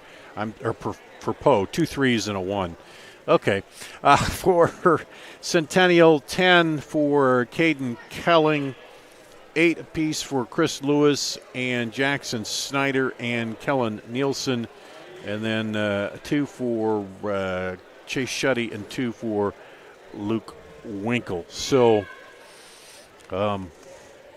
you were wondering, hadn't seen Ames. What are your impressions now after seeing them live here tonight? Well, the way they get up and down the court, very impressive, and obviously with a player like Lipsy running the show, doing that. I was more impressed with some of the things they were able to do in the half court tonight. I expected to see what I saw in the full court play, but just some playmakers with Lipsy out there and able to hang in the air and just some really incredible plays. But then also you look at a guy like LeBeau able to finish around the hoop, and Luth with his length. Yeah, just very disruptive. But the one thing that Ames always does is they play good defense, and Centennial just completely out of rhythm on the offensive end. Every pass they made, every time they were dribbling it, ball constantly getting tipped away, and it makes it so difficult, so frustrating just to play defense. I noticed one time it was just a simple handoff, a couple players handing it off to each other, and you see the ball just gets tipped away briefly, and you see Coach Fontana just at the time just kind of just that look on his face. And so Ames just completely disrupting everything makes it very tough on you. So it's, let's see, Centennial goes to 4-4 on the season. Ames moves to 7-1 overall. And talk about it, Ames will have time off, and Centennial will be playing Ankeny coming up in the big crosstown rivalry there. Yeah, that'll be right here on Tuesday night. Paul Yeager and I will have that call on the Centennial Digital channel, and it's always fun when those two teams play because there's always a lot of people that come in and always a good atmosphere for that. Girls game, 2 teams battling for the top of their conference, and boys game, a couple teams right behind Ames and everything right now, and Ames and Waukee Northwest, a couple really good teams. So, and I don't think you can plug that channel though on CISN. I call this one the mothership. That's the idea. We post everything that CISN is doing. This is the mothership of everything in Central Iowa sports. And now we'll have a good game, Valley and Dowling, a doubleheader there. Oh, that's no big deal, right? Just a little rivalry there. A little rivalry there. So, hey, pleasure to see you again, and it was good. Do a game with you. And Happy New Year to you, and good to see. Maybe your see each daughter other again in March, right? Doing the stats there, and she's working hard. You taught her well, and although she's shy, unlike her dad, we can count by 3s and 2s, and that's about the extent of it. Yeah, unlike her dad, she's kind of shy. She's blushing with I'm just talking about. I don't know where that comes from. Yeah, it must be her mother. Got her looks and her smarts from her mom, But anyway, thanks again to Reese and Randy. Yeah, she's leaving. Reese and Randy and Peter tonight. That's going to wrap it up on CISN.TV.